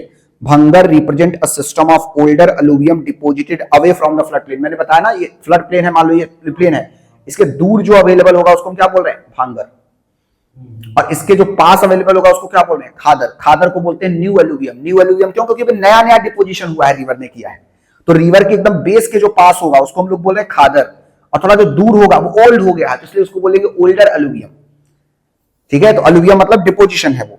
फिर क्या कह रहा है, भांगर रिप्रेजेंट अ सिस्टम। ठीक है, बोथ द खादर एंड भांगर सॉइल कंटेन कैल्केरियस कॉन्क्रीशन कंकर्स, मतलब ये ज्यादा कंकर कंटेन करेगा, खादर कम करेगा। ये एग्रीकल्चर के लिए सुटेबल होता है, क्यों, क्योंकि यहाँ के जो कंकर होंगे वो रिप्लेस हो जाएंगे बैक साइड पे। नेक्स्ट, इसी तरीके से देखें, these soils are more loamy and clayey in the lower. Loamy and clayey का मतलब है सॉफ्ट होगा और एक तरीके से फर्टाइल होगा। Clay in the lower and middle Ganga plain of Brahmaputra Valley, the sand content decreases from west to east, मतलब जैसे जैसे हम वेस्ट टू ईस्ट जाते जाएंगे हमारा सैंड का कंटेंट, बालू का जो वो होगा वो कम होता जाएगा। ठीक है, नेक्स्ट इसी तरीके से देखेंगे, the colour of alluvial soil varies from the light grey to ash grey, light grey से एज ग्रे हुआ। Its shades depend on the depth of the deposition, the texture of the material and the time taken for attaining maturity. Alluvial soils are intensively cultivated. अब समझो ध्यान से, हमने alluvial soil में बहुत सारी चीजें कवर की हैं। अलुवियल सॉइल के बारे में कुछ चीजें हमें ध्यान रखनी है, क्या क्या। पहली चीज तो ये 40% ऑफ द एरिया कवर करता है, इसमें पोटास पाया जाएगा लेकिन फास्फोरस नहीं पाया जाएगा, ये चीज हमने समझा। फिर हमने समझा कि अलुवियल सॉइल की वजह से ही दो हमारे पास फिजिकल फीचर्स के पार्ट बन रहे थे, भंगर और खादर। भंगर को हम लोग ओल्डर अलुवियम बोल रहे हैं, क्यों, क्योंकि रिवर के बेस से दूर है, फ्लड प्लेन से। और खादर क्या है, ये नियर टू फ्लड प्लेन है, और इसकी वजह से इसको हम लोग बोल रहे हैं खादर। और ये कंकर दोनों में पाया जाएगा, लेकिन ज्यादा कंकर पाया जाता है भंगार में एज कंपेयर टू खादर, बहुत कम पाया जाएगा। एंड ये इंटेंसिवली कल्टीवेटेड होता है। Yes, this is the very fertile. अगर सब में से देखें सबसे फर्टाइल कौन सा है, khadar. Okay, now again please do one thing, come on the next PDF, उसको थोड़ा सा समझेंगे हम लोग। क्या हमें उससे रिलेटेड एकदम चीजें मिल गई क्या, जो चीजें हमने पढ़ी हैं उसमें। अलुवियल सॉइल पे आएंगे, आ गए अलुवियल सॉइल पे। सॉइल क्लासिफिकेशन इन इंडिया देखने को मिल रहा है आपको, जो पीछे वाला, हाँ हाँ अलुवियल सॉइल के, ये सब अलुवियल के सॉइल टाइप है, कह सकते हैं हम लोग। कौन कौन से ये, लेकिन यहाँ का लैंड फॉर्म है, फिजिकल फीचर में आएगा।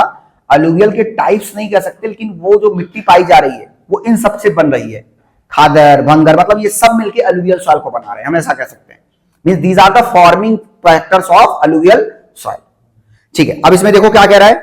अगर हम देखेंगे क्लासिफिकेशन, किसके अकॉर्डिंग क्लासिफिकेशन हुई है बताओ, the national bureau of soil survey and the land use planning and institute under the Indian council of agricultural research.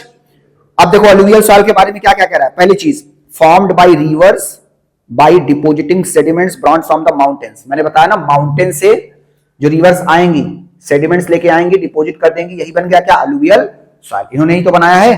Second, the new alluvium is called what, khadar, while the older deposition is called as bhangar. Khadar is the renewed annually by fresh flood. तो खादर पास में है, तो जब जब river आएगी इसको fresh nutrients देती जाएगी। And alluvial soil are the most widespread in the northern plain and covers about 40% of the total area of the country. Through a narrow corridor in Rajasthan, they extend into the plains of Gujarat. In the peninsular region, they are found in the deltas of the east coast and the river valleys. These soils are loamier and more clayey in the lower and middle Ganga plain and the Brahmaputra valley. The sand content, बताया ना मैंने आपको, the sand content decreases from west to east. West to east मतलब अगर आप राजस्थान वाले reason में आएंगे तो वहां सैंड कंटेंट ज्यादा है या नहीं है। थार डेजर्ट वाले रीजन में देखेंगे तो सैंड ज्यादा है ना। जैसे जैसे हम ईस्ट में जाते जाएंगे हमें सैंड कंटेंट कम होता जाएगा। एंड लास्ट में कह रहा है कि they are generally rich in potash but poor in phosphorus. Alluvial soil are intensively cultivated. I hope आपको ये चीज समझ में आ गया होगा। क्लियर है क्या सबको? कोई दिक्कत है तो बताओ मुझे। अलुवियल सॉइल में कोई दिक्कत है तो मुझे समझा सकते हो आप, बताओ, मैं समझाता हूं आपको। यहां पे एक वर्ड आया था ना, क्लेई एंड लोमी, रुको मैं समझा देता हूं इसका मतलब एग्जैक्ट क्या होता है। लोमी और यस, क्लेई एंड लोमी।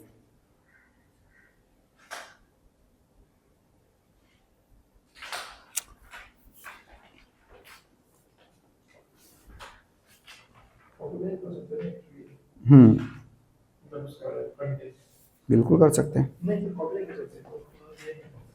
ये नहीं होगा। हाँ, क्लाई मतलब क्या होगा यहाँ पे, एक तरीके से क्ले मतलब हो सकता है कि जो मिट्टी होगी थोड़ी सी चिकनी होगी। चिकनी मतलब होता है कि वो थोड़ा सा फाइन होगा एकदम, और लोमी मतलब सॉफ्ट होगी। ठीक है, तो मतलब सॉफ्ट और एक तरीके से साइन, इसमें मिट्टी में हमें देखने को मिलेगा, सॉफ्ट एंड साइनिंग देखने को मिलेगा। किसमें? अलुवियल सॉइल में। सबसे ज्यादा कौन सा पाया जाएगा हमें? सॉफ्ट। अब हम लोग डिस्कस करते हैं ब्लैक सॉइल। ब्लैक सॉइल कहां पाया जाएगा? महाराष्ट्र में तो पाया जाएगा, और भी स्टेट्स में पाया जाता है, वो देखते हैं। डेक्कन ट्रैप्स में भी पाया जाएगा। तो अब हम लोग सबसे पहले एनसीईआरटी कवर करेंगे, फिर यहां से रिवाइज करेंगे। तो नोट्स बनाने के लिए आप ये वाला पीडीएफ यूज कर सकते हो, इसमें चीजें एकदम ऑर्गेनाइज करके आपको दी गई। ठीक है, अब हम लोग पहले एनसीईआरटी पे आके चौका कवर कर लेते हैं ब्लैक सॉइल, फिर उसके बाद विल कमेंट रिवाइज करेंगे। चलो, ब्लैक सॉइल देखो कहां पाया जा रहा है। Black soil covers most of the Deccan plateau. तो कहेगा केवल ब्लैक सॉइल केवल और केवल महाराष्ट्र में पाया जाता है क्या? नहीं, black soil cover most of the Deccan plateau which includes the part of Maharashtra, Madhya Pradesh, Gujarat, Andhra Pradesh and some part of Tamil Nadu. तो हम देख रहे हैं कि Maharashtra, Madhya Pradesh, Gujarat, Andhra Pradesh and some part of Tamil Nadu में ये चीज पाया जा रहा है। In the upper reaches of the Godavari and Krishna, the north western part of the Deccan plateau, the black soil is very deep. तो मतलब कहां पे कह रहा है कि अगर हम देखेंगे जो अपर गोदावरी के अपर रीचेज में, मतलब अपर पार्ट में, एंड जो कृष्णा रिवर है, and the north of the western part of the Deccan plateau, ये ब्लैक सॉइल बहुत ही डीप है, मतलब बहुत ज्यादा दूर तक फैला हुआ है और बहुत डेप्थ में भी है। और these soils are also known as the regur soil और ब्लैक कॉटन सॉइल। बहुत कई बार पूछा गया क्वेश्चन है, ये तो आप ध्यान ही रख लेना कि ब्लैक सॉइल का एक और नाम क्या है? ब्लैक कॉटन सॉइल और रेगूर सॉइल। कॉटन के कल्टीवेशन के लिए बहुत अच्छा होता है ब्लैक सॉइल। ब्लैक सॉइल का एक और नाम क्या है? रेगूर सॉइल। याद रखेंगे ये चीज, ब्लैक सॉइल का एक और नाम क्या है? रेगूर सॉइल। और इसको हम लोग कॉटन सॉइल के नाम से भी जानते हैं। पूछेगा which of the following soil is known as cotton soil, तो क्या लिखेंगे आप? Black soil. ब्लैक सॉइल कहां पाया जाता है? ब्लैक सॉइल डेक्कन ट्रैप में पाया जाएगा, Maharashtra, Gujarat, Andhra Pradesh and some regions of Tamil Nadu as well. ये भी चीजें आपको ध्यान रखनी है। एंड देन क्या कह रहा है कि the black soils are generally clayey, deep and impermeable. Impermeable मतलब इसमें परमिएट मतलब हम अंदर नहीं जा सकते, बहुत ज्यादा तक डेप्थ में नहीं जा सकते, जिसको परमिएट नहीं किया जा सकता है, impermeable. And they swell and become sticky when wet and shrink when डाइड। मतलब जब वेट होंगे, स्विल मतलब एक तरीके से फैल जाते हैं ये लोग, जब ये गीले होते हैं, और जब सूखे होंगे तो श्रिंक हो जाएंगे। So during the dry season the soil develops wide cracks, thus occurs a kind of self-plowing. Because of this character of slow absorption and loss of moisture, the black soil retains the moisture for a very long time, which helps the crops, especially the rain-fed ones, to sustain even during the dry season. तो कहने का मतलब क्या है कि इसमें एक self ploughing वाली एक्टिविटी देखने को मिलती है। क्यों सेल्फ प्लॉइंग? सेल्फ प्लॉइंग क्या होता है? और इस सेल्फ प्लॉइंग, सेल्फ प्लॉइंग मतलब कि जब ड्राई सीजन होगा तो खुद क्रैक्स क्रिएट हो जाएंगे इसमें, there will be cracks created, और इसकी वजह से क्या होगा, ये जो है जल्दी से मॉइस्चर रिटेन करेगा ज्यादा देर तक, और मॉइस्चर होल्ड करके रखेगा तो क्रॉप्स के लिए ज्यादा बेहतर है। तो इसकी वजह से इसको अच्छा कहा जा रहा है। एंड क्या कह रहा है? Chemically the black soils are rich in lime, iron, magnesia and alumina. तो याद रखेंगे इसमें लाइम, आयरन, मैग्नीशिया और एल्यूमिना होता है। And but they are lacking in phosphorus, nitrogen and organic matter. The colour of the soil ranges from deep black to grey. हमने देखो इसमें 3, 4, 5 पॉइंट लिखने हैं। कौन कौन से पॉइंट लिखने हैं? चलो लिखो, राइट, मैं बताता हूं आपको, please note down. Black soil के बारे में नोट डाउन करेंगे, मैं यहां लिख भी देता हूं, चलो, सो दैट हमारा तैयार हो जाए क्लास के बाद। Okay, now right, first thing इसमें लिखेंगे कि black soil is also known as, right, black soil में पहला पॉइंट लिखेंगे also known as regur soil, also known as regur soil, और इसी को हम लोग बोलते हैं black cotton soil, black cotton soil. ठीक है, नोन एज रेगुर सॉइल और ब्लैक कॉटन सॉइल। कहां कहां पाया जाएगा ये भी लिख लो। Right, found in Deccan plateau, right, ऐसे लिखेंगे, found in Deccan plateau, found in Deccan plateau, Deccan का जो पठार है, which includes Maharashtra, which includes Maharashtra, Madhya Pradesh, Gujarat, Andhra Pradesh and Tamil Nadu. Which include Maharashtra. Maharashtra, Madhya Pradesh, Gujarat, Andhra Pradesh and Tamil Nadu. इतनी चीजें हमें याद रखनी है। देन यहां लिख सकते हैं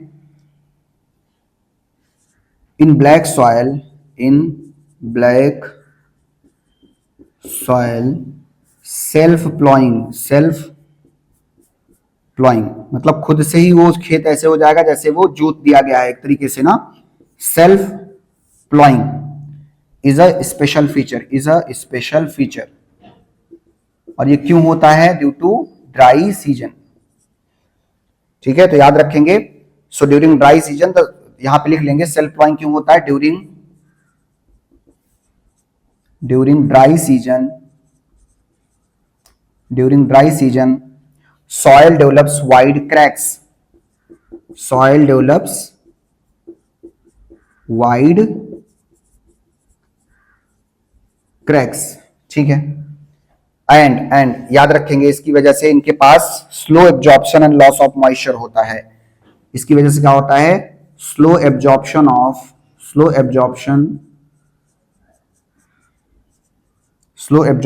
and loss of moisture and this is the reason the black soil retains the moisture for a long time। moisture यहां पे लिख लेंगे, moisture holding capacity होती है, यहां पे moisture holding capacity is more। और इसकी वजह से ब्लैक सॉइल में हमें अच्छे से रेन फिट क्रॉप्स देखने को मिलेंगे।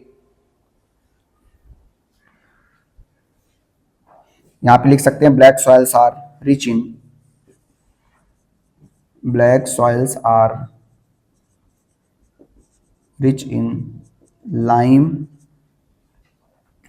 Iron, magnesia and alumina, but lack in phosphorus, nitrogen and organic matter. Lack in phosphorus, nitrogen. Factual chapter है, आपको याद रखना पड़ेगा, 2-3 बार पढ़ोगे आपको समझ में आ जाएगा। एंड ऑर्गेनिक मैटर, तो ये चीजें हमने यहां से समझ ली। ये हमारे ब्लैक सॉइल के बारे में हो गया। This is about black soil. Phosphorus, nitrogen और ऑर्गेनिक मैटर, इसमें पोटेशियम के बारे में कोई इंफॉर्मेशन एनसीईआरटी में तो नहीं दी है, चेक करना पड़ेगा, एक बार चेक करके लिखना आप लोग। ठीक है, बट अकॉर्डिंग टू एनसीईआरटी इसमें पोटेशियम नहीं दिया है ना, तो हम लोग बता, पोटास दिया है ना, दे आल्सो कंटेन पोटास, लिख सकते हैं पोटास, लिख लो। पोटास होता होगा, कम अमाउंट में होगा। ठीक है, यहां लिख लो चाहे तो, दे कंटेन पोटास। देखो यहां पे पोटास, बट ये लेस अमाउंट में होगा, लेस अमाउंट। ठीक है, ये हमने चीजें समझ ली। तो अगर हमने इसको अच्छे से पढ़ लिया एक बार, तो हमारा एक तैयार हो जाएगा टॉपिक। तो हमने इसमें सेल्फ प्लॉइंग समझ में आया कि आपको सेल्फ प्लॉइंग मतलब कि ड्राई सीजन के समय इसमें क्या क्रिएट हो जाएगा? क्रैक्स क्रिएट हो जाएगा। जब क्रैक्स क्रिएट हो जाएगा तो ऐसा लगेगा खेत अपने आप से प्लाउ कर दिया गया है, और इसकी वजह से इसमें मॉइस्चर धीरे धीरे होल्ड होती है और लूज भी धीरे धीरे मॉइस्चर होगा। तो मतलब मॉइस्चर होल्डिंग कैपेसिटी बहुत अच्छी होती है किसकी? ब्लैक सॉइल की। Cotton is the most important crops which is grown in the black soil. I hope आपको ये चीज समझ में आया होगा। समझ में आया?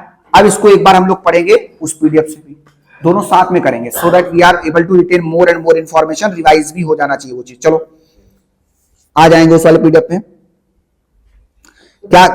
यस, इसके पहले जो खादर उससे पढ़ा, हाँ वो इससे पहले फिजिकल ज्योग्राफी में इंडिया, हाँ, उसी में पढ़ा था, इंडिया के फिजियोग्राफी में पढ़ाया था। यस, जब हमने हिमालयाज, नदर्न प्लेन्स, वो सब चीजें पढ़ी थी, वहां पर पढ़ा था। चलो देखेंगे यहाँ पे रेगुड सॉइल और ब्लैक सॉइल क्या कह रहा है। देखो, फॉर्म्ड फ्रॉम द वोल्केनिक लावा। और याद रखेंगे जो ब्लैक सॉइल होते हैं ये वोल्केनिक इन ऑरिजिन है, ये इग्नियस रॉक से बने हुए हैं। इसी वजह से यहां पे देखेंगे तो क्या ऑर्गेनिक मैटर नहीं होगा।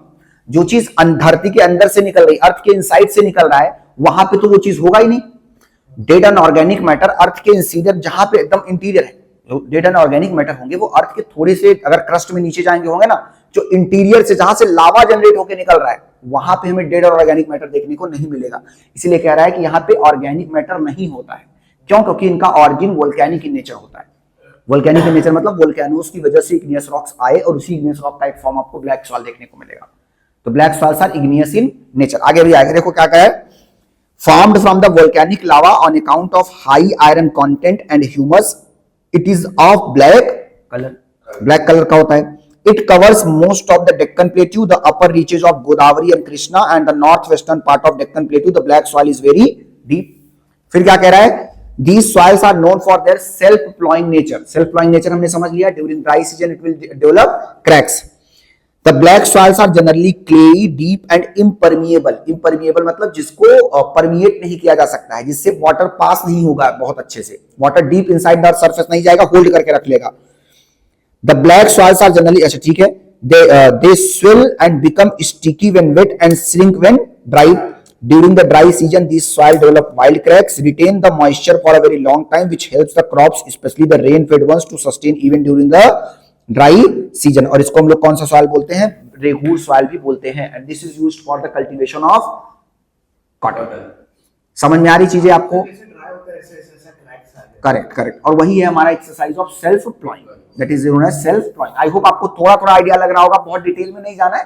आपसे बस यही पूछेगा, मैच द फॉलोइंग करके नाम पूछ लेगा, या कौन से रीजन में पाया जाता है पूछ लेगा। तो वो बेसिक डिटेल हमें एनसीईआरटी पॉइंट ऑफ व्यू से कवर होके ना चाहिए। हाँ, यही चीज क्वेश्चन पूछा गया था, जो नाम ही पूछा गया था, which soil is called as regular soil ना। हाँ, तो डेक्कन प्लेटू उसमें ऑप्शन होगा तो वो हो जाएगा, या जो रीजन रहेगा उसको पूछ लेगा वो। तो हमें ध्यान रखना है, यही बेसिक क्वेश्चन ही पूछेगा आपसे, बहुत डिटेल में जाके वो चीजों को नहीं पूछेगा। चलो next, again come on NCERT. अब हम लोग आ जाते हैं रेड एंड येलो सॉइल पे। रेड एंड येलो सॉइल क्या कह रहा है? देखो, red soil develops on crystalline igneous rocks. Igneous rocks जो क्रिस्टल्स बना लेते हैं। क्रिस्टल क्या होता है समझ में आता है आपको? क्रिस्टल मतलब एक रेगुलर पैटर्न जहां पे बनता है। तो इग्नियस रॉक का जहां पे रेगुलर पैटर्न बनेगा, कहीं पे कम होगा, कहीं पे ज्यादा होगा, फिर जब कम ज्यादा, इस तरीके से, मतलब जहां पे एक रेगुलर पैटर्न फॉलो हो रहा होगा उसको हम बोलते हैं क्रिस्टलाइन।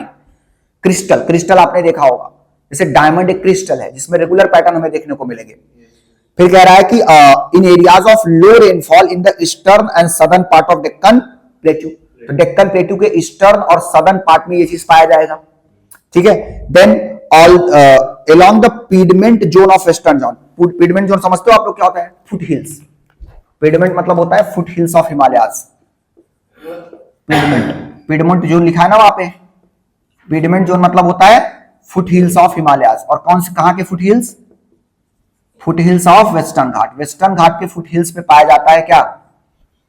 हमारे पास रेड एंड येलो सॉइल। तो ये चीज ध्यान रखेंगे, वहां पे वर्ड एक यूज हो रहा है ना, along the piedmont zone of western Ghat long stretch of area is occupied by red loamy soil. तो कहने का मतलब क्या है? रेड सॉइल डेवलप होता है क्रिस्टलाइन इग्नियस रॉक्स पे in areas of low rainfall. Low rainfall होगा वहां पे in the eastern and southern part of Deccan plateau along the piedmont zone मतलब on the foot hills of western Ghat long stretch of area is occupied by red loamy soil. Yellow and red soil are also found in part of Odisha, Chhattisgarh and in southern part of Middle Ganga plain. The soil develops a reddish color due to a wide diffusion of iron, crystalline and metamorphic rocks. तो ये जो red and yellow soil है, ये red colour कैसे assume कर लेता है? क्योंकि इसमें आयरन का डिफ्यूजन हो जाता है, और आयरन का जब डिफ्यूजन होगा मिट्टी में तो ये कैसा कलर ले लेगी? रेड सॉइल का फॉर्म ले लेगी। समझ में आ रहा है कि नहीं? और देखेंगे अगर यहां पे ध्यान से, it looks yellow when occurs in hydrated form. मतलब जब इसको वाटर मिलेगा, वाटर का कंटेंट ज्यादा होगा तो ये येलो हो जाएगा। तो मतलब जो रेड सॉइल है वो रेड क्यों है? क्योंकि ये आयरन का मिक्स हो गया उसमें। येलो क्यों हो गया? क्योंकि इसमें हाइड्रेटेड मतलब वाटर का मिक्स हो गया। जब वाटर मिक्स हो जाएगा तो हाइड्रेटेड वर्जन में येलो हो जाएगा, और जब रेड कलर मिलेगा, आयरन मिलेगा तो रेड कलर हो जाएगा, रेडिश हो जाएगा। It looks yellow when, okay. The fine-grained red and yellow soils are normally fertile, whereas coarse-grained soils found in dry upland areas are poor in fertility. They are generally poor in nitrogen, phosphorus and humus. Humus मतलब होता है dead organic matter. तीन चार चीजें इससे समझते हैं हम लोग। सबसे पहली चीज, रेड एंड येलो सॉइल कहां कहां पाया जा रहा है? These are found in the eastern and southern part of the Deccan plateau. Eastern and southern part of Deccan plateau में पाया जा रहा है। सेकंड, ये वहां भी पाया जाएगा जैसे western found in part of Orissa, Chhattisgarh, southern part of the, ये फैक्चुअल चीज आपको याद रखना पड़ेगा, इसमें कुछ भी नहीं किया जा सकता है। इसको मैप देख सकते हैं हम लोग, जैसे ऊपर आओ मैप देखो थोड़ा सा, पेज नंबर 3 पे, पेज नंबर 3 देखो, एक बार मैप देख लेते हैं अच्छे से, तब आप समझ जाए। मैप दिख रहा है ना आपको? Major soil types, are you able to see? अब देखो इसमें फॉरेस्ट, पहले तो फॉरेस्ट सॉइल, अलुवियल सॉइल देखो कहां मिल रहा है। अलुवियल सॉइल मतलब वो जो डॉट डॉट बना हुआ है, अलुवियल सॉइल आप देख रहे हो ना कहां कहां मिल रहा है। हमने देखा था कि नैरो स्ट्रेच ऑफ राजस्थान से गुजरात तक भी फैला हुआ है, और जहां पे डेल्टा वाला रीजन बन रहा होगा, देखो ईस्टर्न घाट के रॉन्ग जहां पे डेल्टा बन रहा है, हाँ यस यस वो भी है। Punjab, Haryana, Uttar Pradesh, Bihar, upper part of the Madhya Pradesh, यहां भी देखने को मिल रहा होगा। In some part of you will also find this.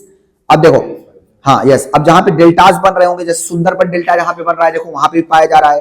Krishna, Godavari, Kaveri, ये सब जहां बन रहे हैं डेल्टा, मतलब वेस्टर्न घाट वाले अलाउंग जहां डेल्टा बन रहे हैं वहां पे पाया जा रहा है। फिर इसी तरीके से रेड एंड येलो सॉइल देखो कहां कहां पाया जा रहा है। आप देखो अभी उसने लिखा था ना eastern and southern part of the delta, तो ईस्टर्न एंड वेस्टर्न मतलब ईस्टर्न घाट की तरफ पाया जा रहा है कि नहीं पाया जा रहा है? छत्तीसगढ़, उड़ीसा, उस वाले रीजन में रेड एंड येलो सॉइल पाया जा रहा है क्या? ब्लैक सॉइल अगर देखेंगे तो गुजरात वाला रीजन है, मध्य प्रदेश, महाराष्ट्र का ज्यादा पार्ट ब्लैक सॉइल में आ जाएगा। फिर लेटराइट सॉइल, लेटराइट सॉइल देखो कहां पाया जा रहा है? लेटराइट सॉइल ये वेस्टर्न घाट्स के पास थोड़ा थोड़ा पाया जा रहा है। देन वी हैव दी छोटे छोटे पैचेस में पाया जा रहा है laterite soil. And arid soil पाया जाएगा देखो थार डेजर्ट में। एरिड सॉइल मतलब जहां पे आपको ये अरावली रेंज के वेस्ट में, यस अरावली रेंज के वेस्ट में जाएगा। और फॉरेस्ट सॉइल कहां पाया जाएगा? जो फॉरेस्ट एरिया होगा, forest soil will be found in the forest area, mountainous region में पाया जाएगा। फॉरेस्ट सॉइल कहां पाया जाएगा?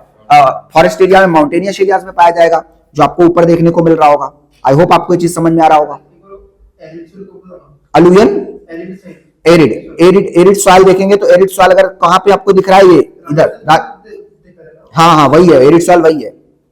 वहां पे कुछ देखने को मिल जाएगा आपको, थोड़ा बहुत नॉर्थ ईस्ट में भी थोड़ा बहुत दिखेगा, ज्यादा वही देखने को मिलेगा भाई, क्योंकि एरिड मतलब वही होता है डेजर्ट एरिया, जहां पे सैंडी एरिया होगा वहां पे पाया जाएगा। तो ये मैप का एक बेसिक ओवरव्यू रख सकते हैं हम लोग। थोड़ा सा वेस्टर्न जो कोस्ट लाइन है उधर भी हाँ थोड़ा सा रहा इधर, ठीक है। ये एक नीचे वाले पार्ट पे आपको थोड़ा थोड़ा दिखेगा, लेकिन उतना ज्यादा उधर नहीं होगा। एरिड आपको मोस्टली देखने को मिलेगा राजस्थान वाले पार्ट में। अभी हम लोग फैक्चुअल चीजें देख के फिर मैप देख लेंगे, एक बार समझ में आ जाएगा।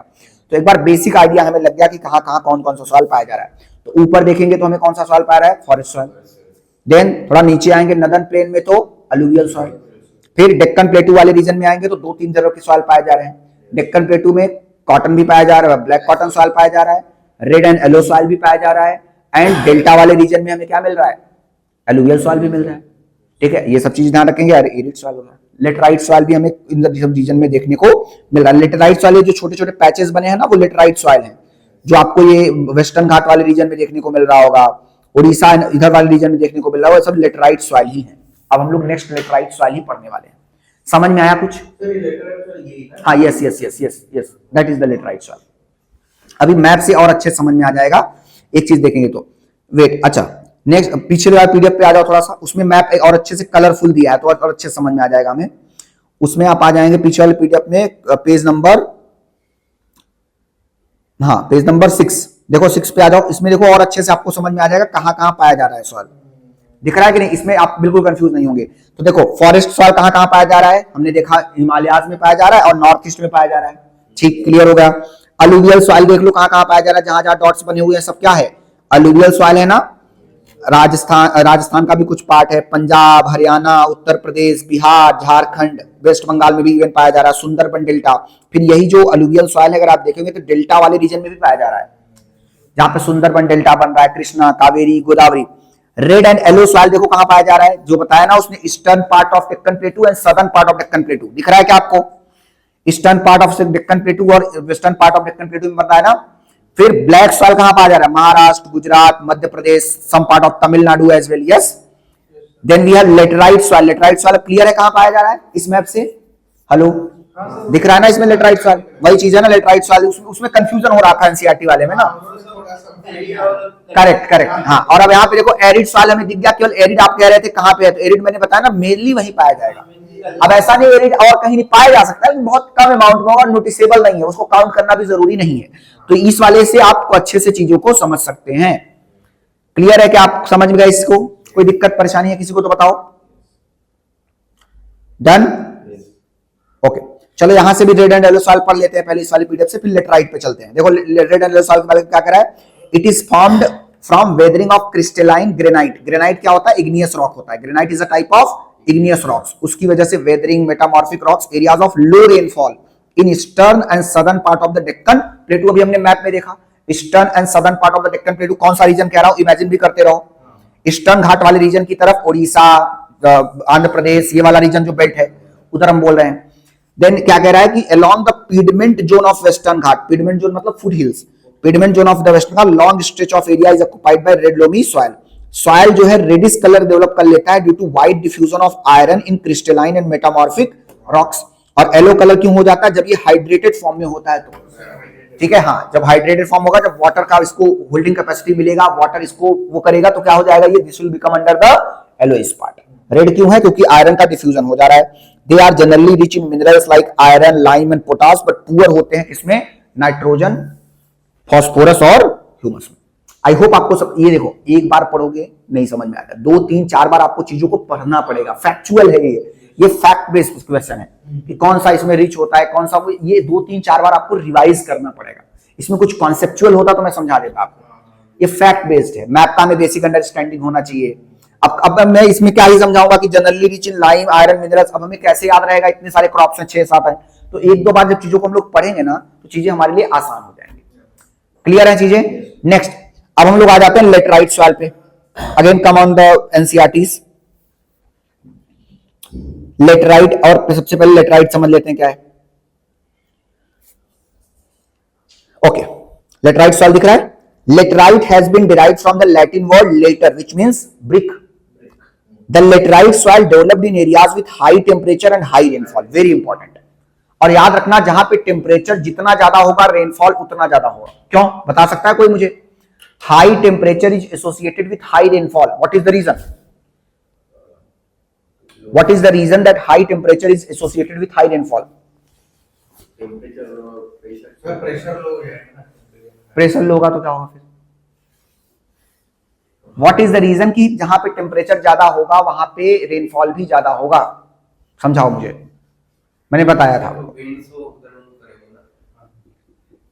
मैंने हाँ ठीक है, लेकिन उसकी वजह से नहीं। टेम्परेचर मान लो अगर ये रूम का टेम्परेचर बहुत ज्यादा हो गया तो यहाँ जो भी वाटर होगा इवापोरेट होकर ऊपर उठेगा, क्लाउड बनेगा, क्लाउड बनकर प्रेसिपिटेशन।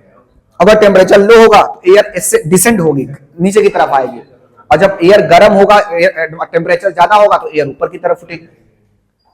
समझ में आ रहा है कि नहीं? तो याद रखेंगे किस रीजन में लेटराइट सॉइल होता है, जहां पे हाई टेम्परेचर और हाई रेनफॉल होता है।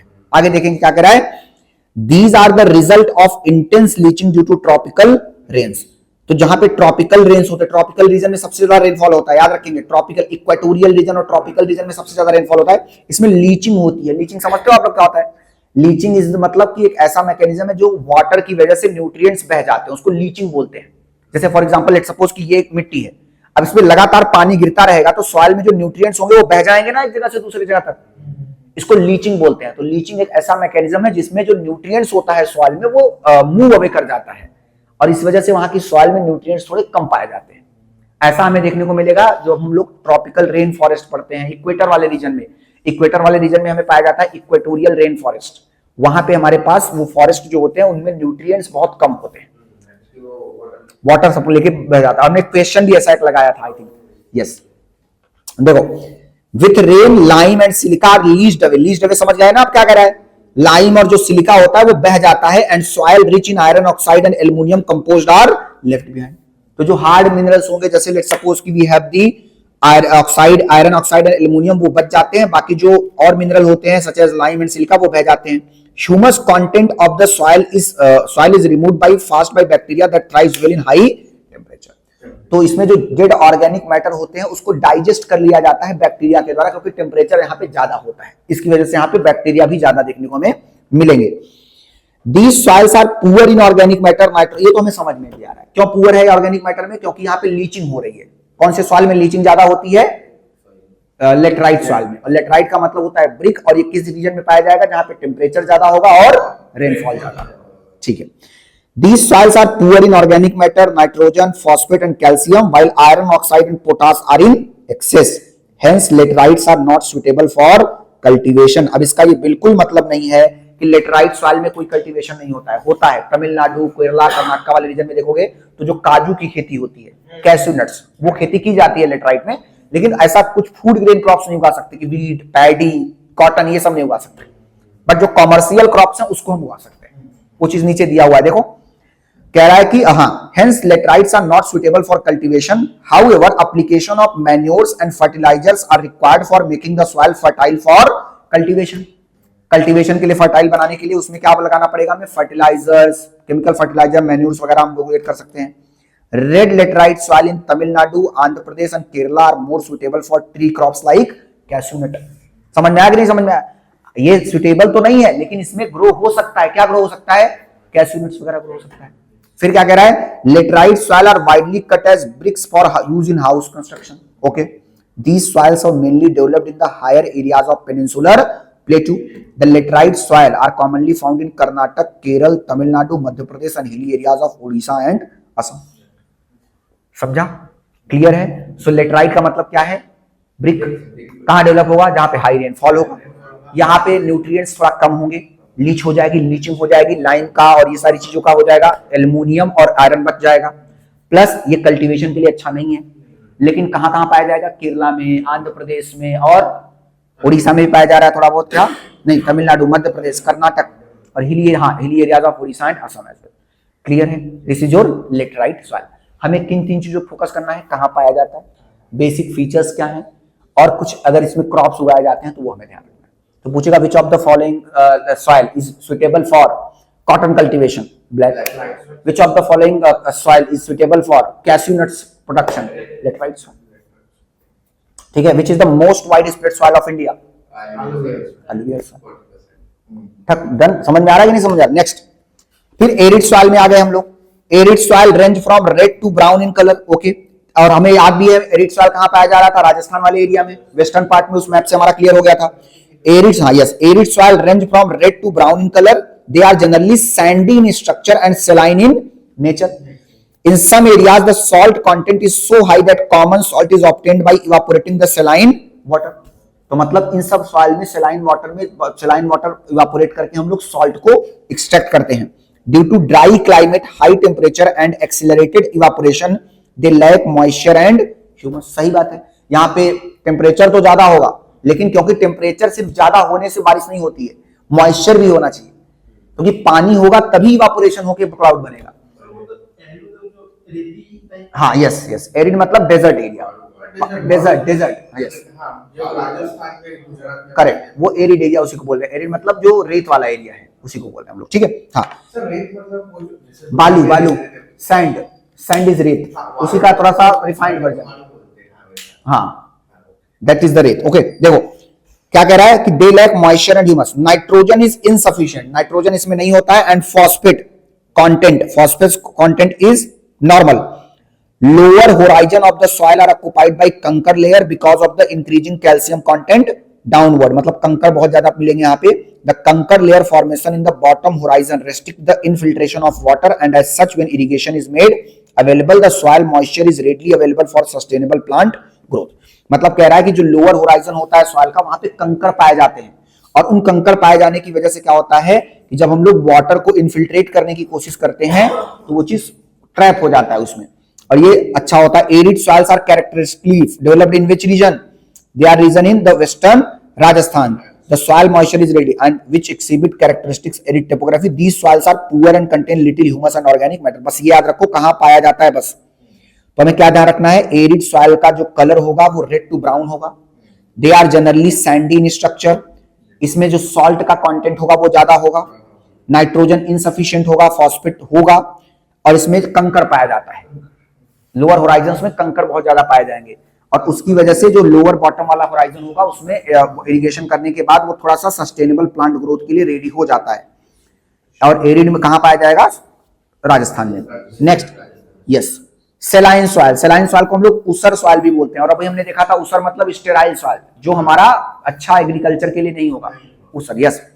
Saline soil contain a larger proportion of sodium, potassium and magnesium and thus they are infertile. समझ में आ गया कि नहीं? इसीलिए इसको स्टेराइल बोल रहे हैं ना। जब उसने बता दिया कि दिस इज ऊसर तो हम समझ गए एंशिएंट क्लासिफिकेशन हुआ था उर्वर और ऊसर में, तो ऊसर जो है वो इनफर्टाइल है। Then and do not support any vegetative growth. They have more salt largely because of dry climate and poor drainage. यहाँ dry climate होता है, poor drainage. They occur in arid and semi-arid regions and in waterlogged and swampy areas. Swampy मतलब जहाँ दलदली area होता है वहां पे आपको देखने को मिलेगा saline soil. And their structure ranges from sandy to loamy. They lack in nitrogen and calcium. Saline soils are more widespread in western Gujarat, deltas of eastern coast and Sundarban areas of West Bengal. तो areas हमें ध्यान रखना है कहां कहां ये पाया जा रहा है। And then we have the in the run of Kutch the south west monsoon bring salt particles and deposits there as a crust sea water intrusions in the deltas promote the occurrence of saline soil in the areas of intensive cultivation with the excessive use of irrigation especially in areas of green revolution the fertile alluvial soil are becoming saline। मतलब ऐसा नहीं है कि saline soil सिर्फ और सिर्फ इन वाले areas में, अगर कहीं पे हम बहुत ज्यादा कल्टीवेशन करते रहेंगे, इसलिए कभी भी अब देखना आप एग्रीकल्चरल फील्ड को कुछ टाइम के लिए यूटिलाइज करने के बाद कुछ समय के लिए उसको छोड़ देते हैं सो दैट वो अपनी फर्टिलिटी को दोबारा गेन कर ले। जब हम एक्सेसिव फर्टिलाइजेशन किसी एरिया में कहेंगे तो वो सेलाइन हो जाता है, क्योंकि केमिकल फर्टिलाइजर से कर रहे हैं, इरिगेशन कर रहे हैं तो उसके न्यूट्रिएंट्स भी रिमूव हो रहे हैं, तो उसकी वजह से वो सेलाइन कन्वर्ट हो जा रहा है। करेक्ट, हमें मल्टी क्रॉपिंग करना चाहिए, मोनो क्रॉपिंग नहीं करनी चाहिए। एक क्रॉप करेंगे उसकी वजह से भी सेलाइन आता है। मल्टीपल क्रॉपिंग, क्रॉप रोटेट होना चाहिए, क्रॉप रोटेशन। जैसे अभी इस बार दाल उगाया तो अगली बार कुछ और आलू उगा दो, मतलब अलग अलग क्रॉप्स उगाएंगे तो वो उसकी फर्टिलिटी भी बनी रहती है। यस, वही होना ही चाहिए, वही हर जगह। करेक्ट, हाँ, डेल्टास के जो वहाँ पे नदी रहती है ना, तो वो समर सीजन में तो वहाँ की जो रेत है ना, हाँ, वो खेत में डालते हैं। ओके, तो वो उसकी वजह से भी उसमें रीगेन हो जाता है फर्टिलिटी। हाँ, वो भी एक बहुत अच्छा तरीका है। अब जैसे गांव वगैरह में जो अब तक की गोबर होता है, गाय का जो गोबर होगा या पशु का जो गोबर होगा, हाँ, वो खेत में डालते हैं तो उसकी वजह से उनको भी कुछ थोड़ा मिलता है, कंटेंट, न्यूट्रिएंट्स मिल जाता है। वो सब होता है। खेती करते हैं आप? यहाँ होता है खेती? हमारे यहाँ पर होता है और उससे मतलब कहाँ कहाँ होता है? हमारा सतारा डिस्ट्रिक्ट। ओके, हाँ हाँ, शुगर की तरफ ओके ओके ओके। ज्यादा करके गन्ना प्रोडक्शन। बट शुगर केन तो एक बहुत ही वाटर इंटेंसिव क्रॉप है, वाटर ज्यादा चाहिए उसको। हाँ, लेकिन है सर, वाटर फैसिलिटी है उधर? ओके ओके, इरिगेशन फैसिलिटीज हैं। गवर्नमेंट ने से कैनाल्स बनाए हैं। ओके ओके, पाइपिंग करके वो हमारे खेत में पाइपिंग करके ले ली। ओके, तो उसका पैसा भी लेती होगी? महीने का आपको देना पड़ता है। ओके ओके, चार्ज, हाँ हाँ, चार्ज देना पड़ता है बिकॉज़ ऐसे तो पानी। I think Maharashtra is the largest producer of sugar cane after Uttar Pradesh पहले नंबर पे है, यूपी फर्स्ट पे, शुगर केन में महाराष्ट्र। लेकिन ये इन दोनों में कंपटीशन चलता रहता है कि हाँ कि ये ज्यादा हो जाएगा, कभी ये ज्यादा हो जाएगा, ऐसे होता है। वैसे हम लोग के पास मतलब जैसे ऑनियन हो गया, हाँ, आलू हो गया, वो भी रहता है लेकिन इतना क्वांटिटी नहीं नहीं, हाँ, यहाँ के लोग आलू ज्यादा खाते भी नहीं, आई थिंक। नहीं। यूपी वाले आलू बहुत खाते हैं, ये हम लोग आलू बहुत खाते हैं। Green leafy vegetables, correct correct, पालक हो गया, मेथी हो गया, पत्ता गोभी। हाँ हाँ हाँ, और ये सब ज्यादा बिकता भी है यहाँ पे। और हम लोग यहाँ पे भी आके आलू ढूंढते हैं कि आलू का पराठा मिल जाए, ये मिल जाए, तो हम लोग का फेवरेट होता है आलू। तो दिल्ली में भी आलू ही चलता है, आलू इज द फेवरेट डिश कि आलू ही खा ले हम लोग, आलू मिल जाए। बट ठीक है, चलो ठीक है, तो ये सब ध्यान रखेंगे। नेक्स्ट क्या कह रहा है देख लेते हैं, जल्दी इसको कंप्लीट कर लेते हैं। Intensive cultivation with excessive use of irrigation specially in areas of green revolution the fertile alluvial soil are becoming saline. Excessive irrigation with dry climatic conditions promote capillary action which result in the deposition of, कहने का मतलब capillary action समझते हो? capillary action मतलब जिसके through नीचे का जो न्यूट्रिएंट है वो ऊपर आता है, कैपिलरी एक्शन उसको बोलते हैं। कैपिलरी एक्शन मतलब जैसे अगर आपने बार बार उसको इरिगेट किया और बार बार उसको यूज किया तो क्या होगा, नीचे का सॉइल ऊपर आएगा कि नहीं आएगा, और इसी को बोलते हैं कैपिलरी। जैसे फॉर एग्जांपल लेट्स सपोज कि इस वाले फील्ड को मैंने एक बार यूज कर लिया है, अब ये मिट्टी तो यहां तक की ऊपर आ गई है, अब जब दोबारा जाऊंगा तो यहां से होगा वो चीज, तो ये चीज कैपिलरी एक्शन लेके ऊपर आ रहा होगा या नहीं हो रहा होगा, तो जो नीचे सेलाइन कंटेंट है वो कहां आ जाएगा, टॉप में आ जाएगा। इसी को हम लोग बोलते हैं कैपिलरी एक्शन। कैपिलरी एक्शन मतलब movement from downward to upward, इसी को हम लोग बोलते हैं कैपिलरी एक्शन। और उसी कैपिलरी एक्शन की वजह से सेलाइन एनवायरनमेंट हो जा रहा है, मतलब हमारा जो सॉइल है वो सेलाइन हो जा रहा है। सेलाइन कहां पाया जाएगा वो चीज हमने देख लिया है, सेलाइन will be found in the semi arid और एरिड रीजन, ये चीज हमें ध्यान रखना है। और उसमें बताया भी कहां पाया जाएगा, saline soils are more western Gujarat, delta of eastern coast and Sundarban areas of west Bengal. ये 3 रीजन हमें ध्यान रखना है, पूछेगा क्वेश्चन आपसे। फिर क्या कह रहा है, in such areas specially in Punjab and Haryana farmers are advised to add gypsum to the soil to solve the problem of salinity. तो जिप्सम उसमें जोड़ने के लिए कहा जाता है ताकि वो सॉइल की सैलिनिटी थोड़ी कम की जा सके। Then peaty soil, peaty soil मैंने बताया था ना, दलदल सॉइल। पीटी सॉइल मतलब क्या, देखो, they are found in the areas of heavy rainfall and high humidity where there is a good growth of vegetation. Thus large quantity of dead organic matter accumulates in these areas and thus gives a rich humus and organic content to soil. मतलब यहाँ पे organic matter ज्यादा होगा और organic matter यहाँ पे 40 से 50% तक हो सकता है। These soils are normally heavy and black in color. तो पीटी सॉइल कैसा होगा, ब्लैक इन कलर होगा। At many places they are alkaline as well. Alkaline मतलब कि ऐसा नहीं होगा कि वो थोड़ा सा खारा होगा टाइप का, ठीक है। वो इट अकर्स कहां पाया जाएगा, बिहार, उत्तरांचल, उत्तरांचल मतलब Uttarakhand and coastal areas of west Bengal, Orissa and Tamil Nadu. तो ये सब चीजें हम लोग ध्यान रख सकते हैं और ये पढ़ लेना आप लोग खुद से सॉइल। चलो थोड़े क्वेश्चन लगाते हैं ये वाला टाइप पढ़ के। Forest soil, as the name suggest, forest soil कहां पाए जाएंगे, फॉरेस्ट एरियाज में, where sufficient rainfall is available. The soil vary in structure and texture depending on the mountain environment where they are formed. They are loamy, silty, and valley sides, coarse-grained in the upper slopes. In the snow-bound areas of Himalayas, they experience denudation. Denudation मतलब क्या होता है, erosion. Erosion मतलब erode करके ले जाना, weathering होना, denudation उसको बोलते हैं।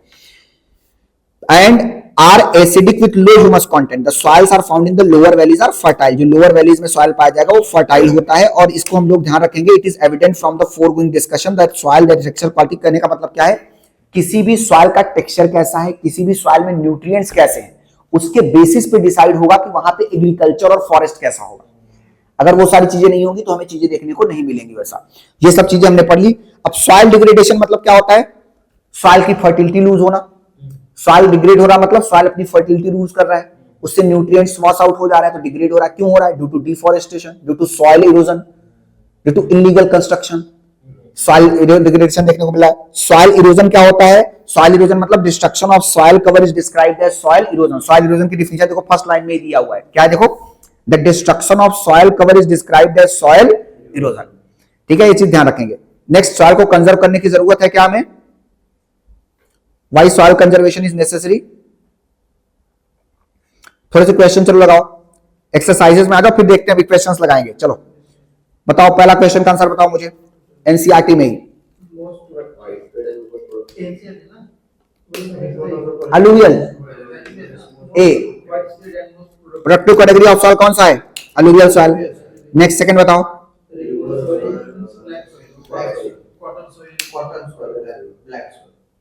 Yes yes. Next third,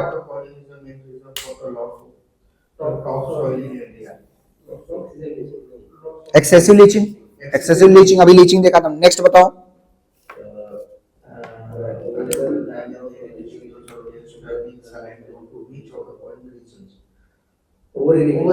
over irrigation, yes. लेकिन वो जिप्सम ऐड किया जा रहा है उसको हटाने के लिए, अभी हमने देखा जिप्सम, यस। अब चलो कुछ क्वेश्चंस पढ़ते हैं। व्हाट इज सॉइल, बताओ चलो सॉइल क्या है। अभी हमने डिस्कस किया सॉइल, सॉइल क्या था, soil is the loose top layer of the earth made up of broken down rocks and organic matter. Soil समझ में आ गया। What are the main factors responsible for the formation of soil, बताओ कौन से main factors थे, time है, climate है और vegetation, parent rock material, very good. और वी हैव द 3 to 4 ना, एक मिनट में बता देता हूं आपको, तो उसको ध्यान रखेंगे कौन कौन से फैक्टर थे, relief, parent material, then climate, vegetation and time. ठीक है, relief feature, parent material, climate, vegetation and time are the factors which are responsible for the soil formation. फिर थर्ड क्वेश्चन बताओ मुझे आंसर क्या कह रहा है, mention the 3 horizons of soil profile. Mention कर सकते हैं क्या, होराइजन ए, होराइजन बी और horizon C. Which is the first layer for soil formation, horizon सी। नीचे से जाएंगे, ऊपर से नहीं आएंगे अब लोग। होराइजन सी सबसे नीचे है ना, तो वो लूज पार्ट है किसका, रॉक का। उसके बाद उसमें ह्यूमस जुड़ेगा, डेड ऑर्गेनिक मैटर जुड़ेंगे, एयर, वाटर, फिर वो सॉइल बनता जाएगा। ठीक है, जोन ऑफ ट्रांजिशन है होराइजन बी, तो इसी के बारे में हमें लिखना है। इसको हम लोग सॉइल प्रोफाइल बोलते हैं, दिस सॉइल प्रोफाइल। इसकी सॉइल की प्रोफाइलिंग कर रहे हैं हम लोग, तो इसको हम लोग ध्यान रखेंगे, इसको भी डिफाइन कर सकते हैं। Next, what is soil degradation, उसको हम लोग डिग्रेडेशन पढ़ लेते हैं। डिफिनीशन ऊपर आ जाओ। सॉइल डिग्रेडेशन देखो, रीड सॉइल डिग्रेडेशन, जो एक लाइन का पढ़ लेते हैं, देखो पेज नंबर 5 पे दिख रहा होगा soil degradation. In broad sense soil degradation can be defined as decline in soil fertility when the nutritional status declines and depth of the soil goes down due to erosion and misuse. Soil degradation is the main factor leading to depleting soil resource base in India. The degree of soil degradation varies from place to place according to topography, wind velocity and amount of rainfall. सही बात है, depend करेगा ना factor. तो हमने soil degradation की भी definition पढ़ ली। नेक्स्ट क्वेश्चन देखते हैं, खादर एंड बंगर बताओ। Khadar is the newer alluvium, Bangar is the older alluvium. Khadar is the fertile part. Bangar is the non-fertile part. Bangar में ज्यादा केमिकल्स पाए जाएंगे और ये दोनों हो रहे हैं ड्यू टू द, और जो रिवर फ्लड प्लेन के पास है उसको खादर बोल रहे हैं, रिवर फ्लड प्लेन से दूर है उसको हम लोग बंगर बोल रहे हैं। डिफरेंस लिख लिया, बस यही सब चीजें करना है। नेक्स्ट देखो, अब हम देखते हैं दूसरा question. What are black soil suggest describe their formation and characteristics. हमने पढ़ा क्या, ब्लैक सॉइल हैं वो इग्नियस इन नेचर होंगे, वो वोल्केनिक वजह से हो रहे हैं और उसको हम लोग वहां से पढ़ के कर सकते हैं। तो ये चीज लिखना आप लोग। What is soil conservation, suggest some measures to conserve the same. चलो पढ़ते हैं ऊपर सॉइल कंजर्वेशन क्या है। आ जाओ, सॉइल कंजर्वेशन दिख रहा है टॉपिक आपको?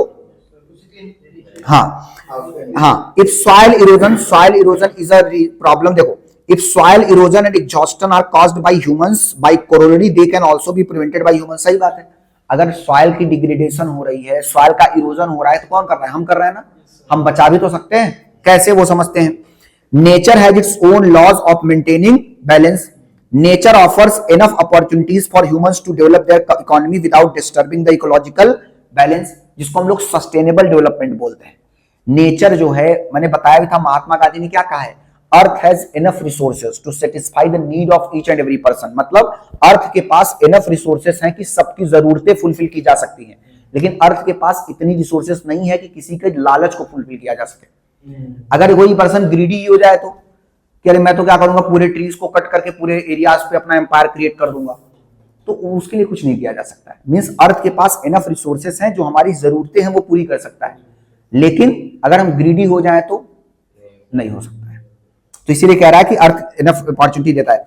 Soil conservation is a method to maintain soil fertility, prevent soil erosion and exhaustion and improve the degraded condition of the soil. तो सॉइल कंजर्वेशन एक ऐसा मेथड है जिसके थ्रू हम लोग सॉइल इरोजन को रोकने की कोशिश करेंगे, सॉइल डिग्रेडेशन को इंप्रूव करने की कोशिश करेंगे। At the same time we will also try to improve the condition of soil. Soil erosion is essentially aggravated by faulty practices. The first step in any rotational solution is to check open cultivable land on slopes from forming. Land with slope gradient 15 to 25% should not be used for cultivation. मतलब अगर किसी land पे slope ज्यादा होगा, अगर sloppy land पे आप cultivation करोगे तो सॉइल तो इरोड होगा ही ना। तो आपको स्लोपी मतलब जो ऐसा एरिया है तो इस पे करो कल्टीवेशन, कोई दिक्कत नहीं है, लेकिन ऐसा स्लोपी हो गया तो थोड़ा सा स्लोपी है चलेगा। अब ऐसे वाले पे करोगे तुम कल्टीवेशन, इस पे करेंगे, जैसे ही कल्टीवेट करोगे सॉइल इरोड होगा, पानी गिरेगा, बर्फ इरोड, लीचिंग हो जाएगी उसमें। तो अगर 15 to 25% से ज्यादा स्लोप है तो उस पर हमें कल्टीवेशन नहीं करना चाहिए। थोड़ा बहुत स्लोप चलेगा, ऐसा एरिया है तो चलेगा, या ऐसा एरिया है तो भी चलेगा, लेकिन अब ऐसा हो जाए तो it is not possible, water ही नहीं होल्ड करेगा, that is not good for then. If at all the land is to be used for agriculture, terraces should carefully be made. Terraces मतलब बाउंड्रीज बना देनी चाहिए। अगर करते भी हैं हम लोग, मान लो ऐसे वाली बाउंड्री पे करते हैं, तो कई बार देखना, आप कभी भी देखना रेलवे की तरफ आप जाएंगे इधर वगैरह घाट को ऊपर या दादर की तरफ, तो किनारे पे पालक वगैरह की खेती करते हैं और वो लोग बाउंड्रीज बना देते हैं प्रॉपर, और उसका इरिगेशन होगा तो उतने एरिया को प्रॉपर वो लोग डेवलप करते हैं, क्योंकि रेलवे के पास सबसे ज्यादा प्रॉपर्टी है इंडिया में। अब आफ्टर वक्फ बोर्ड मतलब जो मुस्लिम्स हैं उनका जो वक्फ बोर्ड है उसके पास भी बहुत प्रॉपर्टी है, और रेलवे के पास भी जब से 2 ट्रैक है, अब एक ट्रैक वहां से जा रहा है, एक ट्रैक यहाँ से, बीच वाला एरिया क्या करेंगे, किसी को फ्लैट थोड़ी देंगे, तो हम उसको यूज कर सकते हैं फॉर एग्रीकल्चरल पर्पस। अब डिपेंड करता है उसकी सेफ्टी और सिक्योरिटी को इंश्योर करते हुए, इसलिए आप लोग देखोगे वो यूज होता है। अभी नए रूट पे जाओ, कभी आप नेरुल वाले रूट पे, तो देखना कभी भी कि हर एक स्टेशन के बीच आपको देखने को मिलेगा बस्ट कल्टीवेशन हो रहा है, वहां पे कुछ ना कुछ खेती कर रहे हैं, तो वो उसका भी वो लोग ठेका दे देते होंगे, भाई ले तुम करो, इसका हमें कुछ रिटर्न देते रहना। इरिगेशन फैसिलिटीज भी रेलवे प्रोवाइड कर देता है, वही चीज है। Overgrazing and shifting cultivation in many part of India have affected the natural cover of land and given rise to extensive. Overgrazing मतलब अगर हम लोग जो लाइव स्टॉक हमारे हैं, जो कैटल हैं, उनको ओवरग्रेजिंग करवाएंगे, ज्यादा उनको चरने के लिए, हाँ वो करेंगे, तो उसकी वजह से भी सॉइल इरोजन होगा, क्योंकि अपर पार्ट एक्सपोज हो जाएगा ना, अगर हम लोगों ने ओवर ग्लेजिंग करवा दी तो upper part will be more expose to the wind and erosional activities, उसकी वजह से भी इरोजन हो सकता है। एंड आप लोगों ने शिफ्टिंग कल्टीवेशन सुना है? शिफ्टिंग कल्टीवेशन क्या होता है?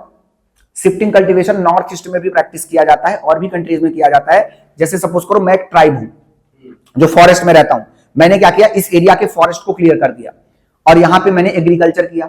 लेकिन अब एग्रीकल्चर किया तो यहाँ के सॉइल को न्यूट्रिएंट गेन करने के लिए इसको थोड़ा समय देना पड़ेगा। तो मैं क्या करूंगा, अपने आप को शिफ्ट कर लूंगा, इस एरिया को थोड़े समय के लिए छोड़ दूंगा और दूसरे एरिया में चला जाऊंगा, वहां के फॉरेस्ट को क्लियर करूंगा एंड फिर वहां पे क्रॉप्स ग्रो करूंगा। इसको बोलते हैं shifting cultivation, slash and burn technique. Correct, फिर वहां पे आएंगे। अब इससे क्या होगा, इसको बोलते हैं slash and burn technique. Slash and burn technique मतलब हमने एक एरिया को खाली किया, उसको में आग लगा दिया, साफ हो गया, अब हमने वहां पे एग्रीकल्चर कर लिया। फिर अब लगातार तो कर नहीं सकते, उसकी फर्टिलिटी रिड्यूस होगी, फिर हमने दूसरे एरिया को चूज किया। इसको बोलते हैं शिफ्टिंग कल्टीवेशन, झूमिंग कल्टीवेशन, झूम कल्टीवेशन। आपने सुना होगा शिफ्टिंग कल्टीवेशन और झूम कल्टीवेशन, यही होता है। झूम कल्टीवेशन मतलब इस एरिया में मैंने कर लिया कल्टीवेशन, अब इस एरिया का इनफर्टिलिटी हो गया, मैं दूसरे एरिया में चला गया, तो यहां की सॉइल को मैंने एक्सपोज किया, फिर यहां की भी सॉइल को एक्सपोज कर रहा हूं इरोजन होने के लिए, डिग्रेड होने के लिए। तो शिफ्टिंग कल्टीवेशन भी एक बहुत ही इंपॉर्टेंट रोल प्ले करता है सॉइल डिग्रेडेशन में। हमें सॉइल को कंजर्व करने के लिए क्या करना चाहिए, जो स्लोप्स पे है वहां कल्टीवेशन नहीं करना चाहिए, कर भी रहे हैं तो हमें प्रॉपर टेरेस फॉर्मिंग करनी चाहिए, एक बाउंड्री बना के फिर करना चाहिए। आगे देखेंगे क्या कह रहा है, contour terracing, regulated forestry, controlled grazing, cover cropping, mixed farming, crop rotation are some of the remedial measures which are often adopted to reduce soil erosion. समझाता हूं, कांटूर टेरेसिंग मतलब कि बॉर्डर्स पे टेरेसिंग होनी चाहिए। If this is the region we are doing that, यहां पे proper हमें टेरेसिंग कर देनी चाहिए। Yes, borders. अभी गांव में देखो खेत वगैरह पे क्या होता है, मेड़ होता है ना, वो मतलब ये ऐसे बाउंड्री होती है हर एक की एग्रीकल्चरल फील्ड की, तो पानी वगैरह भरेंगे तो फील्ड में ही रहेगा या तो अंदर जाएगा, बाहर कहां जाएगा, यही रीजन होता है। कभी भी देखना कि जब खेत वगैरह भरेंगे हम लोग तो छोटे छोटे पार्ट्स में करके भरते हैं, मतलब हम लोग थोड़े थोड़े पार्ट इतना डिवाइड कर लेंगे, यहां से थोड़ा सा इसको खोल देंगे तो ये यहां पानी चला जाएगा। कभी भी देखना खेत पूरा एक साथ में नहीं भरा जाएगा, नहीं तो यहां वाला मिनरल हट के सब यहां चला जाएगा, यहां बचेगा ही नहीं। इसीलिए हम लोग कभी भी देखना खेत जब भरते हैं या खेत की जब सिंचाई होगी तो हम लोग थोड़ा सा पार्ट खोल के ये वाला पार्ट भरेंगे, फिर उसके बाद ये वाला पार्ट खोल के यहां से भर देंगे, फिर इसको खोल के यहां से भर देंगे। ऐसे ही होती है ना कभी सिंचाई, देखोगे नहीं, इसी तरीके से होता है। क्यों? ताकि जो न्यूट्रिएंट इसका पार्ट यहां रह जाए, नहीं तो इस बह नहीं जाएगा, इसका न्यूट्रिएंट सब लीच हो जाएगा ना, तो फिर वो फर्टाइल उस वाले एरिया में हमें कम क्रॉप देखने को मिलेगा, जहां रहेगा वहां ज्यादा देखने को मिलेगा। यही रीजन होता है, ठीक है। तो इसी को हम लोग बोलते हैं कांटूर टेरेसिंग। ये जो हमने किया ना, कांटूर बॉर्डर्स बना के उसके बॉर्डर प्रॉपर कर दो, ठीक है। और क्या दिया उसमें, रेगुलेटेड फॉरेस्ट्री, यस, हमें फॉरेस्ट को रेगुलेट करना चाहिए, एंड कंट्रोल्ड ग्रेजिंग, ग्रेजिंग को भी कंट्रोल करना चाहिए, एंड कवर क्रॉपिंग, क्रॉपिंग को क्रॉप्स को कवर करना चाहिए। कवर क्रॉपिंग मतलब फुल क्रॉप्स को यूज करना चाहिए जो सॉइल की फर्टिलिटी को गेन कर सकें। मिक्स्ड फार्मिंग, मिक्स्ड फार्मिंग होना चाहिए, ऐसा नहीं कि सिर्फ और सिर्फ क्या होना चाहिए, एक ही चीज को हम लोग उगा रहे हैं, क्रॉप रोटेट होते रहना चाहिए। अगर ये सारी चीजें हमने की तो हम लोग सॉइल को कंजर्व कर सकते हैं। Effort should be made. देखो टेरेस फार्मिंग दिखाया गया यहाँ पे, देखो कैसे बाउंड्रीज नीचे बना के दिखा रहा है, दिख रहा है आपको? ये जो आपको टेरेस फार्मिंग मतलब यही है टेरेस फार्मिंग। आपको छोटे छोटे एकदम वो प्लॉट्स दिख रहे होंगे, यस, यही होना ही चाहिए terrace farming. Terrace farming is a good thing. Then effort should be made to prevent gully erosion and control their formation. Finger gullies can be eliminated by terracing. Gully erosion मतलब क्या होता है, मतलब छोटे छोटे जैसे वाटर कहीं से गिर रहा है या वाटर कहीं से जा रहा है तो वो इरोड करेगा। गली की गली मतलब छोटा सा नैरो गली, तो गली इरोजन करता है, तो उसको रोकना चाहिए। हम कैसे कर सकते हैं, टेरेस फार्मिंग से। टेरेस फार्मिंग से हम लोग गली इरोजन, फिंगर इरोजन रोक सकते हैं, ठीक है भाई लो। देन अगेन ये सब पढ़ सकते हैं, एरिड एंड सेमी एरिड पढ़ लेना इसको। चलो नेक्स्ट अदर क्वेश्चन देखते हैं, लास्ट क्या है। What do you understand? How do you know that a particular type of soil is fertile or not? Differentiate between naturally determined fertility and culturally induced fertility. क्या होता है, कैसे पता चलेगा कि कोई सॉइल फर्टाइल है या नहीं है? बताओ। उसके न्यूट्रिएंट्स को देख सकते हैं हम लोग, उसकी वाटर होल्डिंग कैपेसिटी को देख सकते हैं, अगर उसका टेक्सचर देख सकते हैं, उसके बाद हमें पता चल सकता है। एंड अगर देखेंगे इसमें दो क्वेश्चन पूछ रहा है, नेचुरली डिटरमाइंड फर्टिलिटी। तो नेचुरली डिटरमाइंड फर्टिलिटी मतलब कौन कौन से फैक्टर्स हैं जो नेचुरल होते हैं। तो पहली चीज तो सॉइल में न्यूट्रिएंट्स होना चाहिए, सॉइल में हमारे ऑर्गेनिक मैटर्स का प्रेजेंस होना चाहिए, तभी वो नेचुरली। और कल्चरली मतलब वहां के कल्चर के अकॉर्डिंग, जैसे हम लोग एग्जांपल दे सकते हैं शिफ्टिंग कल्टीवेशन का, ये नॉर्थ ईस्ट में एक कल्चर है, तो ये भी आंसर आप लोग देख के लिख सकते हैं। आई होप आपको समझ में आ गया होगा। हमको रिपोर्ट देता है। करेक्ट। अरे सॉइल हेल्थ कार्ड भी तो इशू होता है अब। हाँ, ये अब प्रधानमंत्री सॉइल हेल्थ कार्ड स्कीम भी तो एक लॉन्च हुआ है जिसके थ्रू सॉइल की प्रोफाइल की बताया जाएगा, उसके थ्रू भी कर सकते हैं। वो पता नहीं सॉइल में क्या-क्या हो सकता है, कर सकते हैं, ठीक है, डन। चलो अब नेक्स्ट वाला थोड़ा सा पीडीएफ 2 मिनट देख लेते हैं, उसको ओपन करो, उसमें देख लेते हैं सॉइल प्रोफाइल और ये सब देखो उसमें अच्छे से समझाया हुआ है। अच्छा वहां देखेंगे सॉइल डिग्रेडेशन को, देखो उसने कितने प्रॉपर तरीके से समझाया हुआ है, देख रहे हो पेज नंबर 7 पे। देखो सारे फैक्टर्स उसने बता दिए ना, deforestation, industrialization, increased flooding, agricultural activities, over exploitation and over grazing and types of soil degradation. Water erosion हो सकता है, सीट इरोजन हो सकता है, रिल इरोजन हो सकता है, गली इरोजन देख लो मैप में दिख रहा है गली इरोजन, ये गली इरोजन है, बैंक इरोजन, बैंक ही रोड हो रहा है, विंड इरोजन, तो ये सब इरोजन के टाइप है, देख लेना इसको एक बार, टाइप ऑफ सॉइल डिग्रेडेशन। समझ में आ रहा है? तो यहां से आपको इरोजन और ये सब ये मैप यूज करके आप लोग आराम से प्रॉपर डेफिनेशन लिख सकते हो। समझ में आया? कुछ समझ में आया आप लोगों को? आज हमने क्या डिस्कस किया बताओ? चलो हमने सॉइल डिस्कस किया, black soil, red soil, laterite soil, arid soil, saline soil, PT and forest soil. कोई दिक्कत है तो बताओ मुझे, कुछ क्वेश्चंस देखते हैं, होंगे तो सॉल्व कर लेते हैं इससे रिलेटेड। 2-4 क्वेश्चन सॉल्व कर लेंगे तो समझ में आ जाएगा, रिवाइज करते रहो तब तक आप लोग।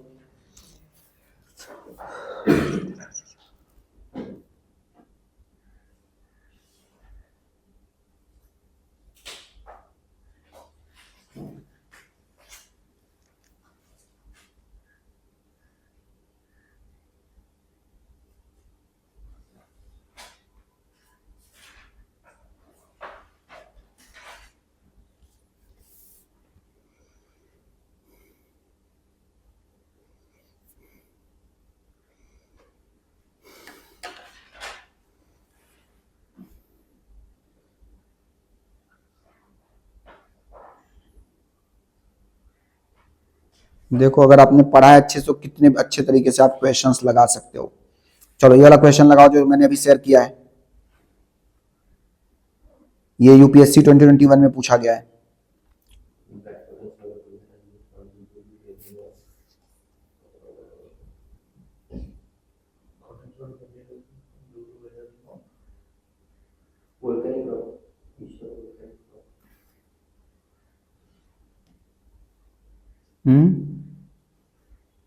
कौन सा ऑप्शन लग रहा है आपको सही होगा?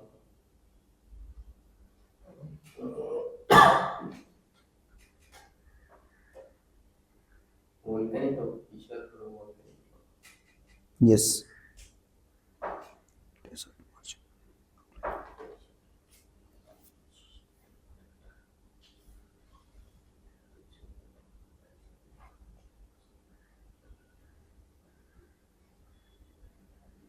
ये क्वेश्चंस यूपीएससी ने पूछे हुए हैं।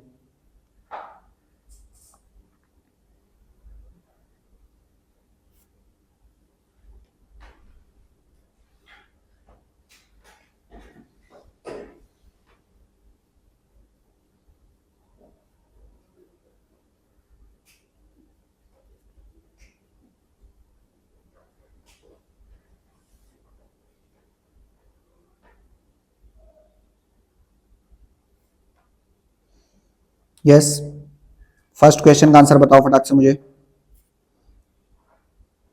क्या होगा? आपको क्या लगता है which is the right answer of the first question? The black cotton soil in India has been, आप लोग एक आपने सही बोला था, क्या बोला था आपने? यस, अभी हमने पढ़ा था ना वोल्केनिक ऑरिजिन है। देखो सॉल्यूशन भी मैंने शेयर किया है, देखो उसको पढ़ो। Black soil in India is the result of weathering of फिजर volcanic rock. The formation of black soil is influenced significantly by climatic conditions and the composition of parent rock material. These soils are predominantly found in interior regions of Gujarat, Maharashtra, Karnataka, Madhya Pradesh, particularly on the Deccan Lava Plateau and Malwa Plateau. This distribution is due to the combination of, समझ में आ गया? इसका सही answer क्या हो जाएगा? Fisher volcanic rock, UPSC 2021 में पूछा गया क्वेश्चन है। देन क्वेश्चन नंबर 2 का बताओ, which of the following statement are regarding laterite soils are correct? अभी हमने डिस्कस किया था लेटराइट सॉइल, बताओ जल्दी से मुझे।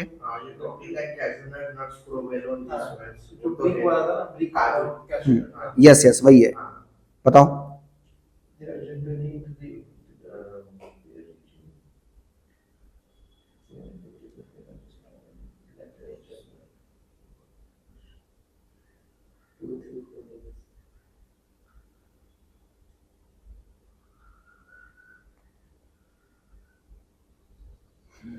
Laterite soils they are red in colour, yes.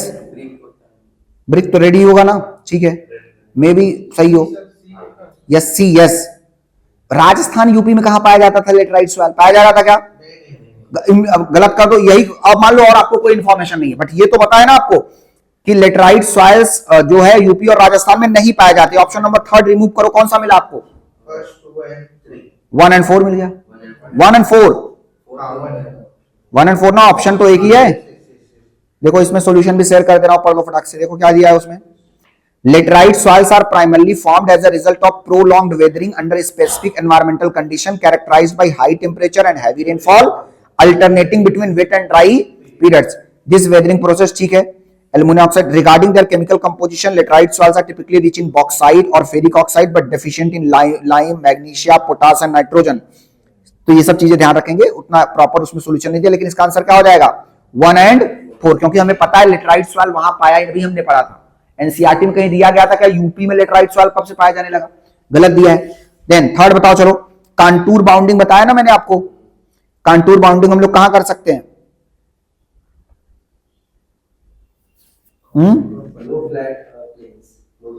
हिली रीजन्स में कर सकते हैं, हिली रीजन्स, और हिली रीजन तो यहां दिया ही नहीं है, तो नन ऑफ द होगा ना। कांटूर प्लानिंग मतलब जहां पे स्लोप होगा। आप कांटूर बाउंडिंग कहां, जो पूछ रहा है ना कांटूर बंडिंग, मतलब जो बाउंड्रीज है उसको हम कहां बना सकते हैं? ये बनाया जा सकता है जहां पे एम्बैंकमेंट की जरूरत पड़ेगी, जहां पे हमें किनारे बनाने पड़ेंगे, वो चीज हमें हिली एरियाज में देखने को मिलेगा, ठीक है। तो ये चीज हमें नहीं, डी हो जाएगा इसका आंसर, क्या हो जाएगा? डी, हाँ, none of the. Next last वाला देख लो, fourth, with reference to agricultural soil consider the following statement. 2018 का क्वेश्चन है, बताओ फटाफट से, एलिमिनेट करो ऑप्शंस को। पहला क्वेश्चन देखेंगे तो क्या कह रहा है? पहला ऑप्शन कह रहा है high content of organic matter soil. अच्छा, ऑर्गेनिक कंटेंट मैटर से होल्डिंग कैपेसिटी इंक्रीज होती है, डिक्रीज नहीं होती है। ऑर्गेनिक मैटर जितना अच्छा होगा उतना बढ़िया वाटर होल्डिंग कैपेसिटी होगी। तो फर्स्ट ऑप्शन की वजह से हमने डिलीट कर दिया। कह रहा है soil does not play any role. अच्छा, ऐसा हो सकता है क्या सल्फर साइकिल में कोई रोल ही नहीं होगा सॉइल का? गलत है ना, कोई तो रोल प्ले करता होगा सॉइल। तो दूसरा भी गलत। तीसरा देखते हैं, irrigation over a period of time can contribute to, हाँ भी हमने पढ़ा, irrigation over a time can salinization cause करता है 3 ओनली। तो आपने यूपीएससी के 4 क्वेश्चंस भी पीवाईक्यूज के लगा लिए। आई होप आपको आइडिया लग गया होगा कैसे क्वेश्चंस पूछे जाएंगे। यस यस यस, क्लियर है, समझ में आया। और एमपीएससी में क्वेश्चंस इजी पूछे जाएंगे एकदम, कहां पाया जाता है, कौन से सॉइल का क्या नाम है, ये सब चीजें हम पढ़ सकते हैं। डन। तो आपने ये टॉपिक तैयार कर लिया, सॉइल एंड इट्स टाइप। अब नेक्स्ट क्लास में हम लोग क्या पढ़ने वाले हैं, सिलेबस दिखाओ। बच क्या रहा है अभी? इंडियन ज्योग्राफी में होगा क्या हमारा इंडियन ज्योग्राफी? चलो नेचुरल हजार्ड्स एंड डिजास्टर पढ़ लेंगे तो हमारा इंडियन ज्योग्राफी कंप्लीट हो जाएगा। ओके सर, हाँ क्या ये आपने जो बताया था स्ट्रक्चर एंड फिजियोग्राफी में भांगर और हाँ ये इसमें नहीं है, ऐसा नहीं है। देखो इधर दिखाता हूँ, दिखाओ मुझे सेकंड वाला लेसर हिमालय नहीं। वेट हाँ, आ जाओ थोड़ा सा नदन प्लेन्स में आओ, नदन प्लेन्स, ये आप फॉर्मेशन ऑफ हिमालयाज में आ गए। Wet trans Himalayas, greater Himalayas, lesser Himalayas, Dhauladhar range. अब इसके बाद जब हमारा प्लेन शुरू होगा ना, प्लेन कहाँ पे है? प्लेन्स में, एक मिनट, प्लेन्स में होगा, यहाँ पे नहीं दिखेगा प्लेन्स वाले एरिया में। अभी तो आपका हिमालयाज ही चल रहा है ना। हाँ। Coast line, physiography, Himalaya. अब ये नदन प्लेन्स कहाँ पे लिखा है आपने? नदन प्लेन्स नहीं, ये नोट्स ही स्टार्टिंग में था सर। नदन प्लेन्स कहाँ पे है? दिखाओ मुझे। इंडो गंगेटिक ब्रह्मपुत्र प्लेन नहीं, ये तो इंट्रोडक्शन हुआ ना।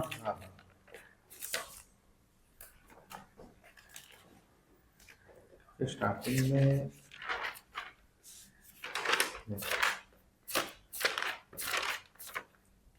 मैंने आपको पीडीएफ भी प्रोवाइड किया था उससे रिलेटेड ना। आपना का नोट्स नहीं कंप्लीट है क्योंकि आप में भी एब्सेंट हो उस क्लास में, ऐसा भी तो हो सकता है। उसको एक बार कंप्लीट कर लेना, एक बार देख के। चलो मैं फिर से शेयर कर दूंगा वो मटेरियल, लेकिन वो था उसमें पढ़ाया था ना मैंने आपको, वो सारी चीजें पढ़ाई थी। नदन प्लेन्स नहीं दिख रहा है, नदन प्लेन्स जहाँ होगा वहीं होगी। ये आउटर हिमालयाज है, ये हिमालयाज ही चल रहा है अभी आपका। हिमालयाज के बाद ही बताया था वो नदन प्लेन। नदन प्लेन जहां पे लिखा होगा आपने वहीं पे होगा वो टॉपिक, क्योंकि ये नदन प्लेन का पार्ट है ना, बताया मैंने आपको। बंगार खादर एंड वो सब, जहां नदन प्लेन आपने लिखा होगा वहीं पे होगा वो चीज। एनसीईआरटी से भी उसको आप कवर कर सकते हो, ऐसा कुछ नहीं है। समझ में आया क्या आपको? डन? कोई दिक्कत है किसी को तो बताओ मुझे। समझ में आया? तो नेक्स्ट क्लास में हम लोग देख लेंगे डिजास्टर्स, या फिर मैं नेक्स्ट क्लास में आपको रॉक्स और उसके टाइप्स बता दूंगा और डिजास्टर, दो चैप्टर पढ़ेंगे। नेक्स्ट क्लास में मैं आपको रॉक्स एंड इट्स टाइप बताऊंगा, rocks and its types and natural disasters. इसको घर पे जाके अच्छे से रिवाइज कर लो आप लोग, ठीक है? हाँ चलो डन, वाइंड अप करते हैं फिर। ठीक है, मिला क्या आपको? नहीं लिखा है आपने, इसको नोट्स को चेक कंप्लीट कर लो, देख के। एक बार देख हाँ चलो, ये रख लो इसको।